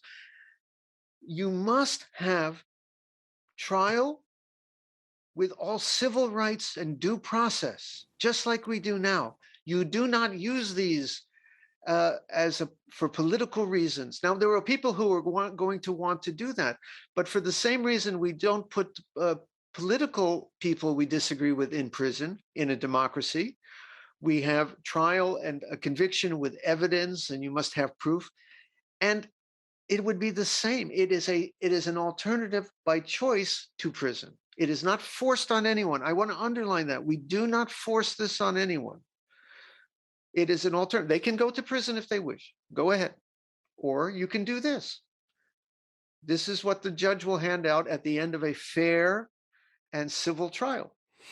Yeah, I see your point. I disagree immensely with you. Just like I, by the way, disagree terribly with David Pierce, but it strikes me that you're kind of like the Buddhist transhumanist, if you will, because that's what David Pierce has suggested. That's why I'm here. Years ago, yeah.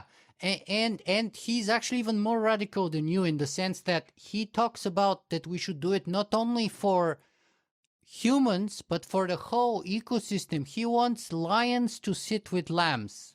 Now, I have another proposal about, I told you that one of your brilliant listeners has to come up with ways to find, I know you don't believe that there's a single good gene, and I don't believe that either, but there may be ways that to remove the tendency to people to be prone to extreme violence, for example, and to be more content and to be more generous. I've often said if we could mix the sexual urge with the urge to charity, men would go into hotel rooms late at night, put on the pay-per-view, and instead of watching porno, they'd see kittens rescued from trees. You'd get your jollies by watching acts of charity. People would go on Tinder not to have a hookup, but to find a chance to build a Habitat for Humanity houses because they would get such arousal. So if we can find a way to make the human body desire to do good in the same way it desires, let's say, but isn't chocolate that the ice cream point and of sweet. education?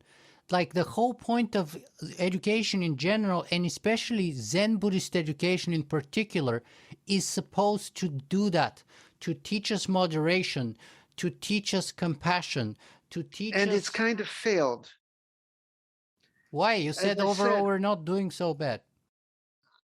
I don't think we're doing so bad, but if we're going to save this world, we've got to do a lot better, which means that all the preachers and all the pundits and all the Zen teachers and all the philosophers, we're not getting through. There is one chance, I think. Buddhism has always gotten people to be more peaceful and more content by offering them substitute pleasures of bliss. When you meditate, for example, if instead of desiring in excess, and instead of wishing to do violence, you learn a certain other bliss of the heart. If we could make these, these changes to people because voluntary, they would not choose them. They don't want the vaccine. So why are they going to choose to get their genes altered?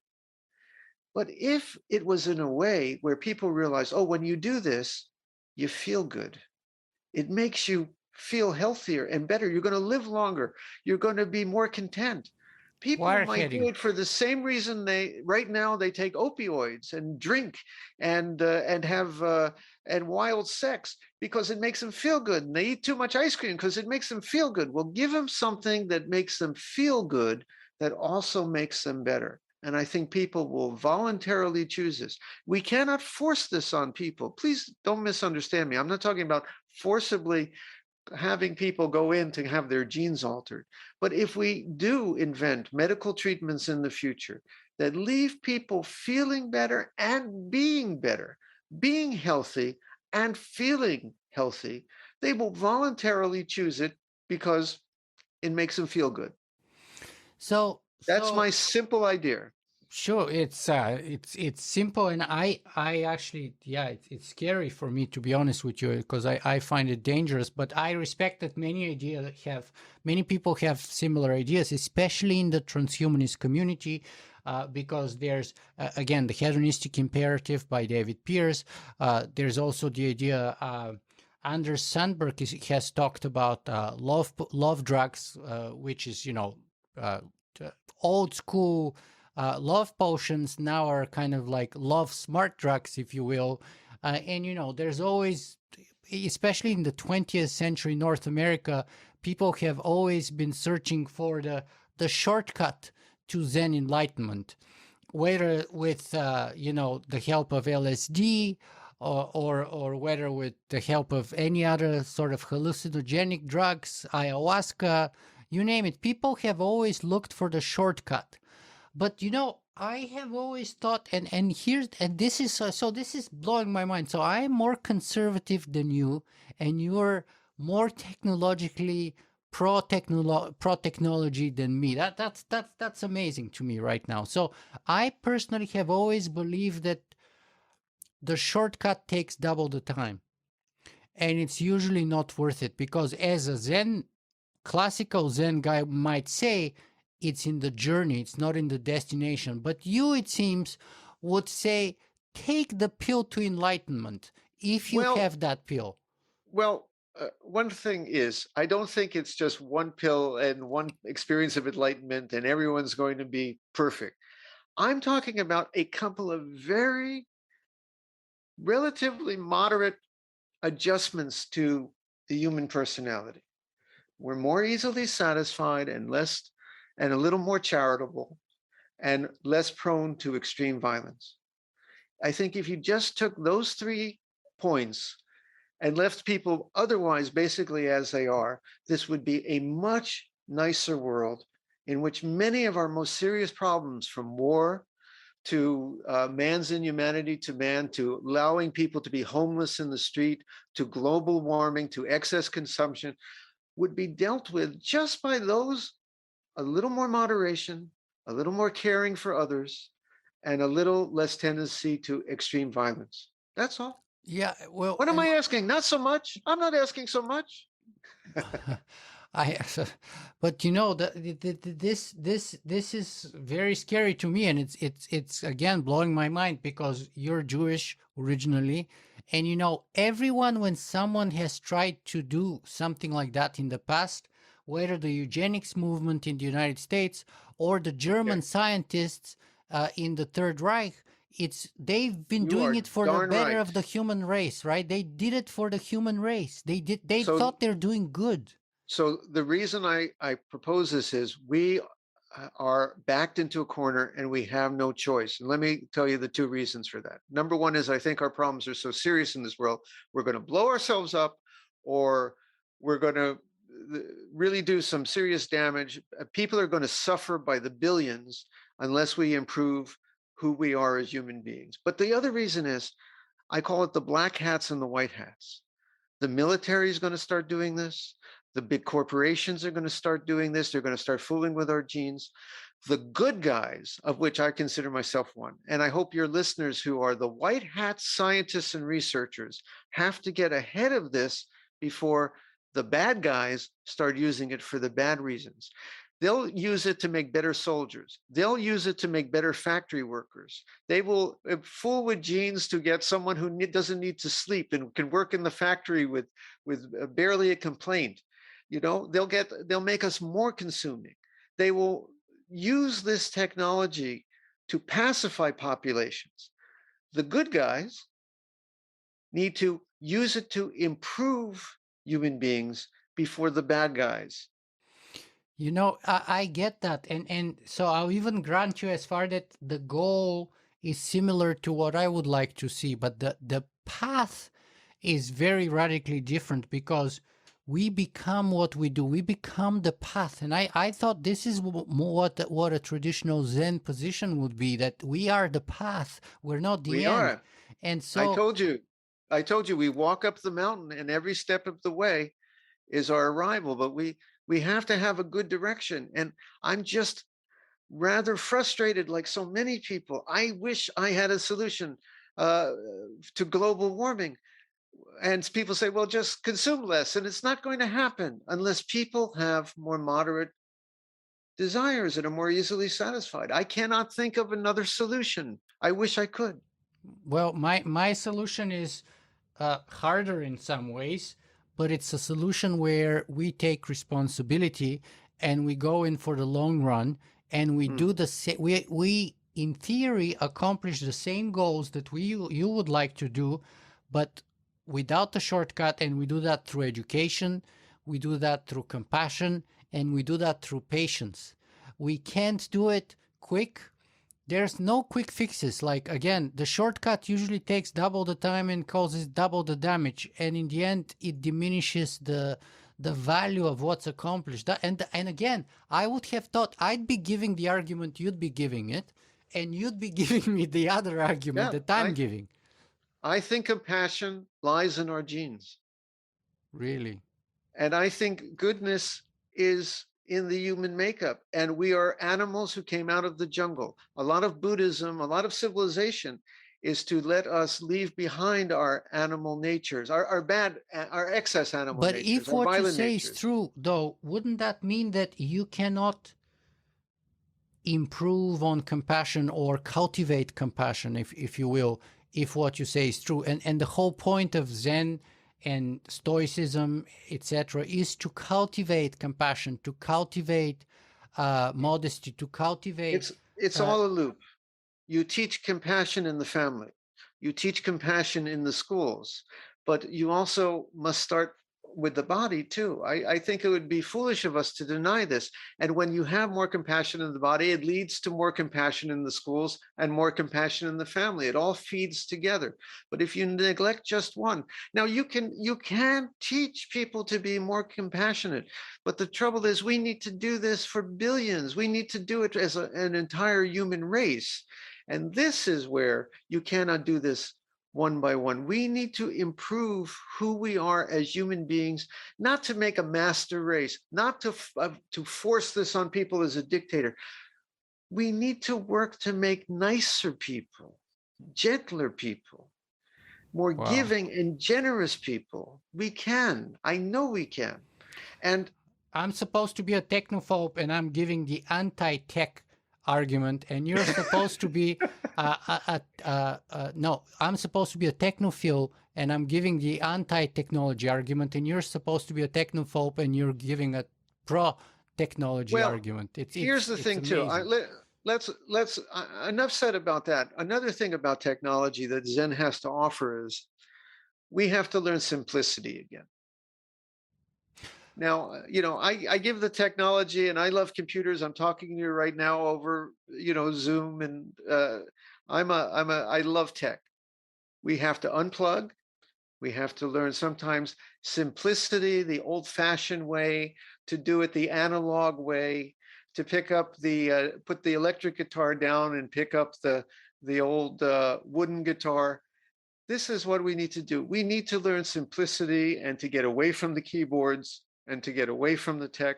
And that's And why, this is as what far we as I'm do. enjoying this now, I would love to do that same thing in person, and to come and visit you in person, and to kind of get the physical vibe presence of your teaching, and your presence, and some zazen, maybe in a common space or something like that.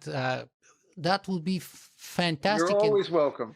and phenomenal. But so yeah, I agree with you on the simplicity thing too. But so I'm trying to here to see if we can differentiate between what is Jundo's idea and what is Zen Buddhism's idea here, because you said this is what Zen can teach us, right? But before that, when we started talking about Zen, you said that if we have a hundred Zen Buddhists, you have 200 flavors of what Zen Buddhism is.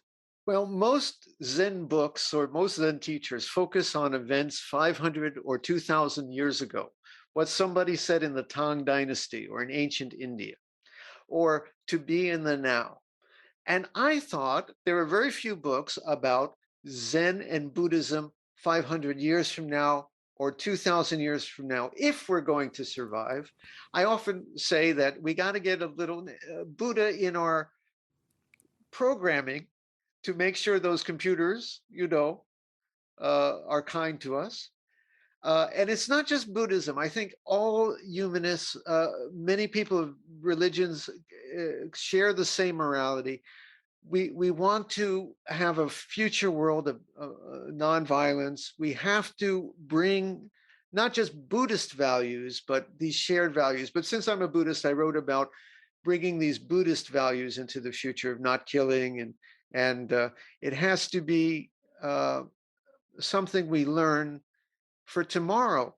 So, actually, I'm here with a little bit of an ulterior motive too. As you know, I have a very good publisher who published my last book, very conservative, very prestigious Buddhist publisher.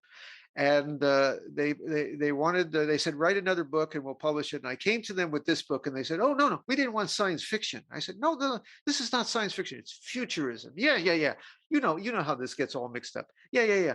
It's about the future. We want the past. Give us the 1,000 years ago. And what the great Japanese said, no, I want to write about the robots. And I want to write about when we go to see the space aliens, how do we encounter them? Do we just bring our craziness from Earth to other planets? No, we don't want to hear about that. We want to be in the now, write about that. So my publisher rejected my book because it's too futuristic. You know how this is. Nobody understands this futurism thing. So if any of your listeners are out there, you don't got any connections of book agents or something, I got a manuscript here. My publisher says it's too futuristic. That's one of the reasons I'm here. Very well. That's fair enough too. But so you're giving us this kind of pro-future, pro-technology take on Zen Buddhism, which is fair enough. And again, in moderation. Yes. Technology in moderation. In moderation, but embracing very much technology. Embracing very much, using it for good causes. Yeah. Using it in a fair way, respecting people's civil rights, not forcing anything on anybody, using it for good causes, not to make militarism, not to make better factories, but to make better people. Yes, we can embrace technology. Why not? Why do we only have to be about incense and candles? Why can't we be about robots and the future? Sure. That's amazing. Okay, and then where does so that's kind of with respect to the human race, but the technological singularity is very much about AI. Right. So what does Zen Buddhism in general, or Jundo and his book in particular, teach us or tell us about our relationship to artificial intelligence, perhaps, or the technological singularity, even as a general idea and as a concept? Like, how do we deal with it? Okay. A couple interesting ideas on that. One of the things is, you often ask the question, what do you think our chance of surviving is, the singularity? And I'm going to tell you, 0. I'm not going to be here, even if with your life extension people. If I make it to 140, I'm not going to make it to 141. You and I personally have no stake in this. We're not going to be here. And something else or somebody else is going to come. Will it be human beings? I really don't care. Because they're going to be maybe as much us as we are Cro-Magnon man. I just want, hopefully, something good to come, especially for the next few generations, because I have kids and maybe my grandkids, I can imagine. I hope the world is still here and not suffering too much with war and global warming. But if you go 1,000 years in the future, I really have no stake in it, except I feel compassion for whoever or whatever is alive then. I would like them to have a good world. So if it's AI or if it's biological or some combination, I just hope it's a good thing. I'm not too worried. But can I give you one unique, maybe Buddhist take that might help some of your people Sure. researching artificial intelligence, that they may be barking up the wrong tree? Sure, please. This is, again, where the non-scientist liberal arts major gets to toss out an idea and then head for the door. So many Asian beliefs would say that the brain is not the cause of consciousness. What the brain does is it's isolating something that already exists. So, for example, you know that the brain is now, you're taking in all kinds of data through the senses, and what the brain does is actually eliminates most of it and just Yep. pays attention to a few things. Yeah. It's the great, not it's the great eliminator. It's a filter. It's a great filter.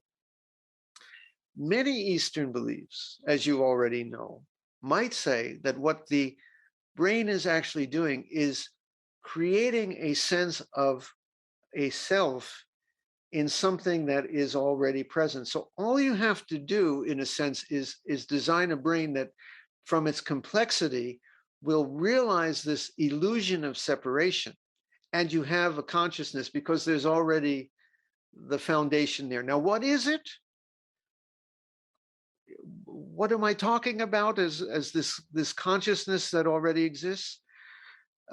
Frankly, I have no idea. It's maybe it's as undiscovered as electricity was 10,000 years ago. It's something that's present, but I have no scientific proof from this. But I would say the hard problem may not be how can we be conscious coming, from matter, but it may be that somehow the consciousness and the matter are already two sides of the same coin, and all the brain is doing is creating the illusion of being separate. So, for example, it is possible that what Socrates is experiencing as Socrates and his self-subjective awareness, and what Jundo is experiencing right now is Jundo, and your listener is actually one and the same experience broken into three pieces. Now, does that make any sense? Not my job, man. I leave that. I think just the toss that last out part, there. the last part of it made sense to me, that there is three experiences of the same happening. So we're Yes. having a conversation here. That's the happening. There's my experience of the conversation. There's your experience of the conversation, and there's the experience out there of others of our conversation. Hopefully, But our audience. But it's it's the actually same one thing. experience. It's one experience taking place in three places, Yeah, kind of isolated from each other, but it's one experience broken sure. into three pieces. So Something like that. that makes sense. Yeah, the other part is harder. The other part that you talked about, that consciousness and stuff like that, that's harder. And I'm trying to see what's the bottom line effect here about how we should prepare for or not prepare for and treat AIs. Because again, if you have a bunch of smart people like Elon Musk, Dr. Stephen Hawking, Bill Gates, Steve Wozniak, and many others have gone on the record to say that the birth of artificial intelligence may be the end of humanity. So I wonder where does Jundo or Buddhism fit within that kind of, should we be worried about that? And it First seems off, to me that you're not really worried as long as there's some kind of continuation, which is what I kind of had the attitude many years ago. You don't seem to be worried about AI as long as there is some kind of continuation. I think that consciousness naturally will arise from some kind of complexity. Like you can see ants are a little conscious, and then you can see maybe birds are somehow more conscious. If they design certain systems that have a certain amount of complexity, this self-reflective awareness, I think, will naturally arise. But that's of course That's the emergent somebody else's phenomenon problem. argument, but then it raises questions like, why does a quantum computer not suddenly wake up and evolve consciousness if it's so complex? Or why does a hurricane or a tropical storm, which is a very complex system, not suddenly spontaneously emerge intelligence? Why does the internet not With the right spontaneously structure, emerge? closer to whatever neurons are doing, it's emergent and it will just happen.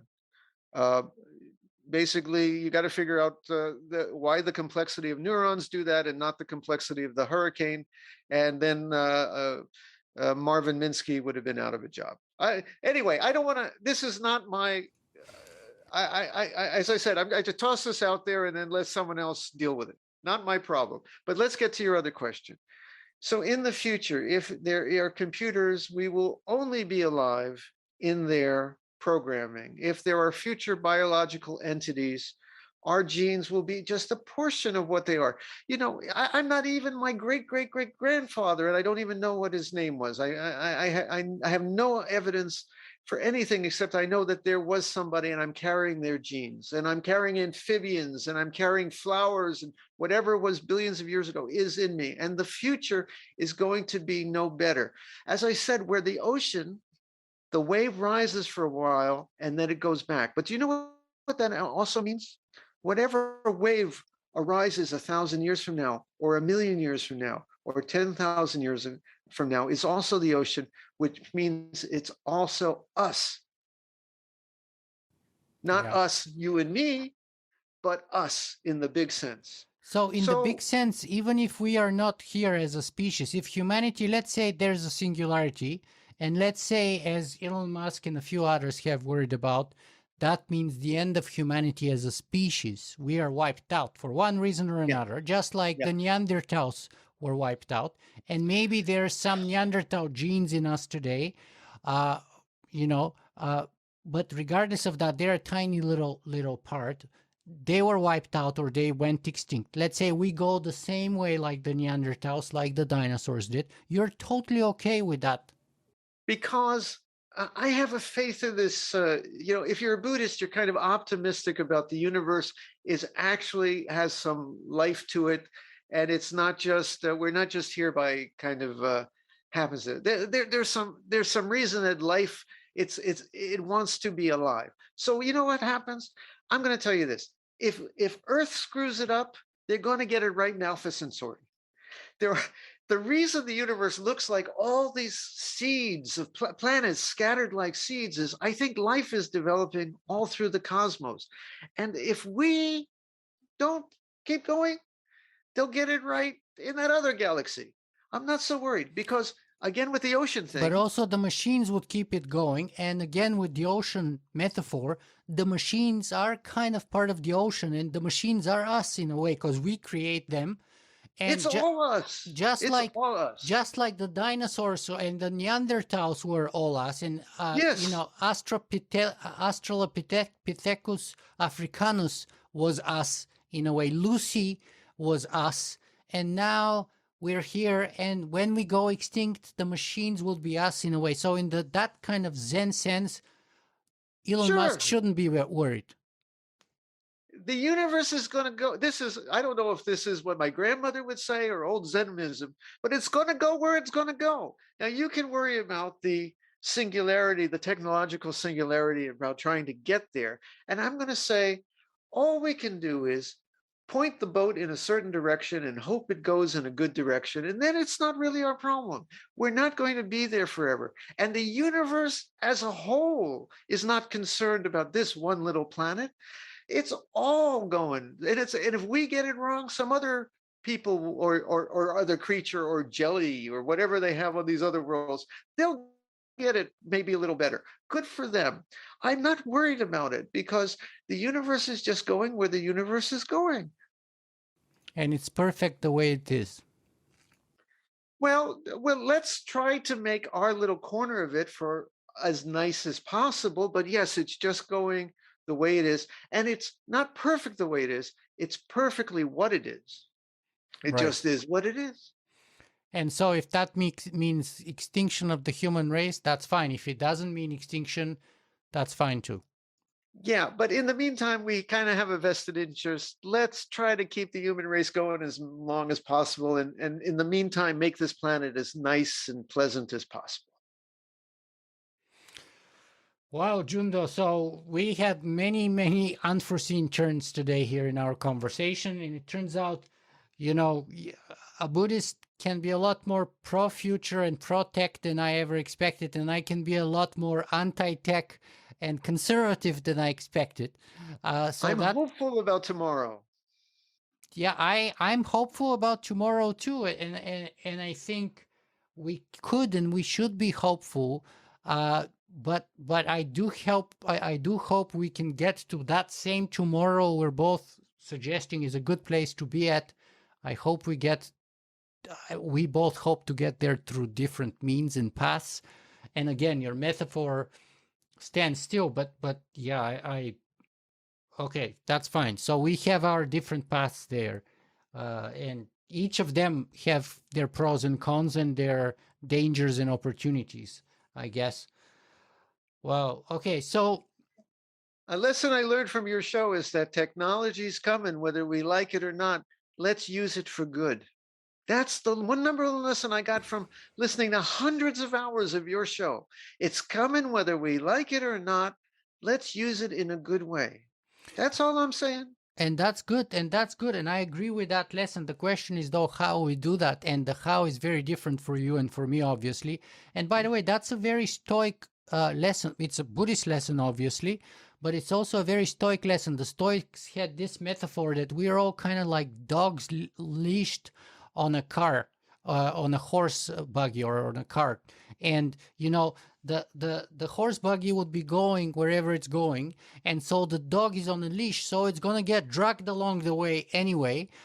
So you can bark and you can pull as much as you want, but you're going to get dragged that way anyway. So but you can choose to make the best of it and not drag yourself down, but rather make the best of what you've got. That's like kind of the stoic idea, is that we're working within constraints, but we can find happiness and we can find a way to make a difference within that constraint, even if though fate is like that cart and we're all leashed to it and it's pulling us along a path we have no control over. Well, we're not only being pulled along, we also get to steer it a little bit too.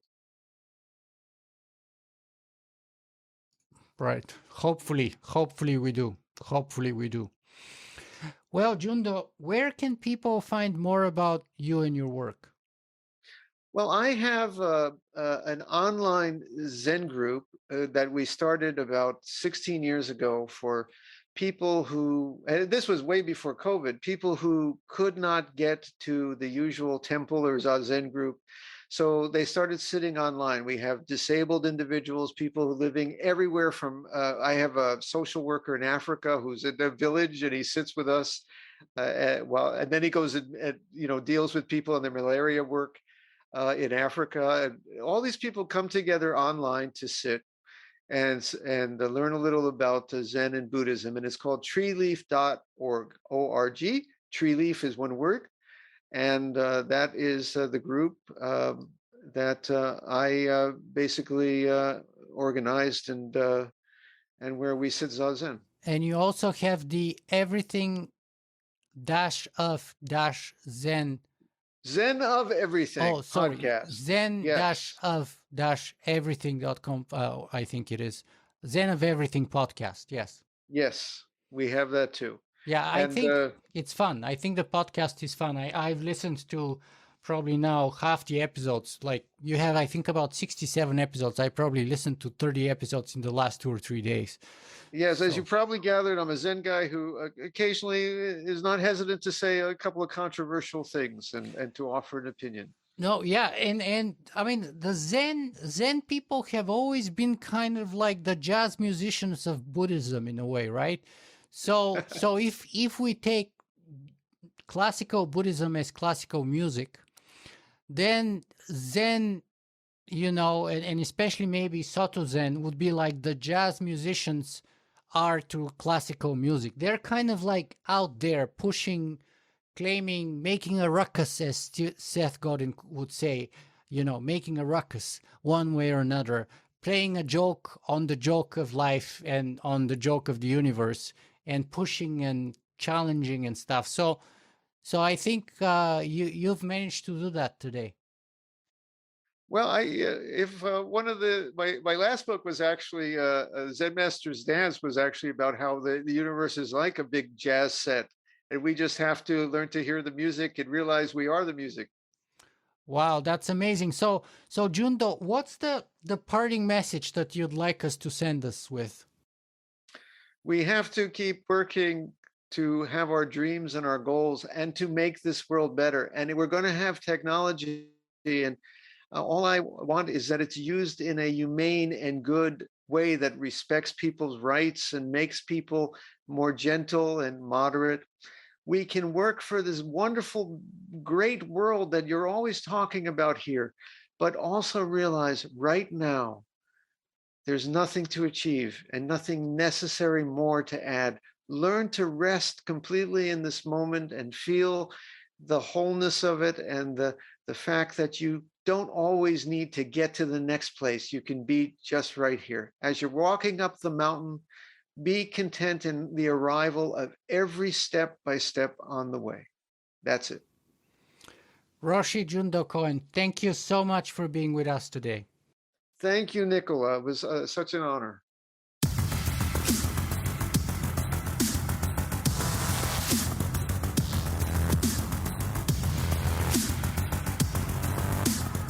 If you guys enjoyed this show, you can help me make it better in a couple of ways. You can go and write a review on iTunes, or you can simply make a donation.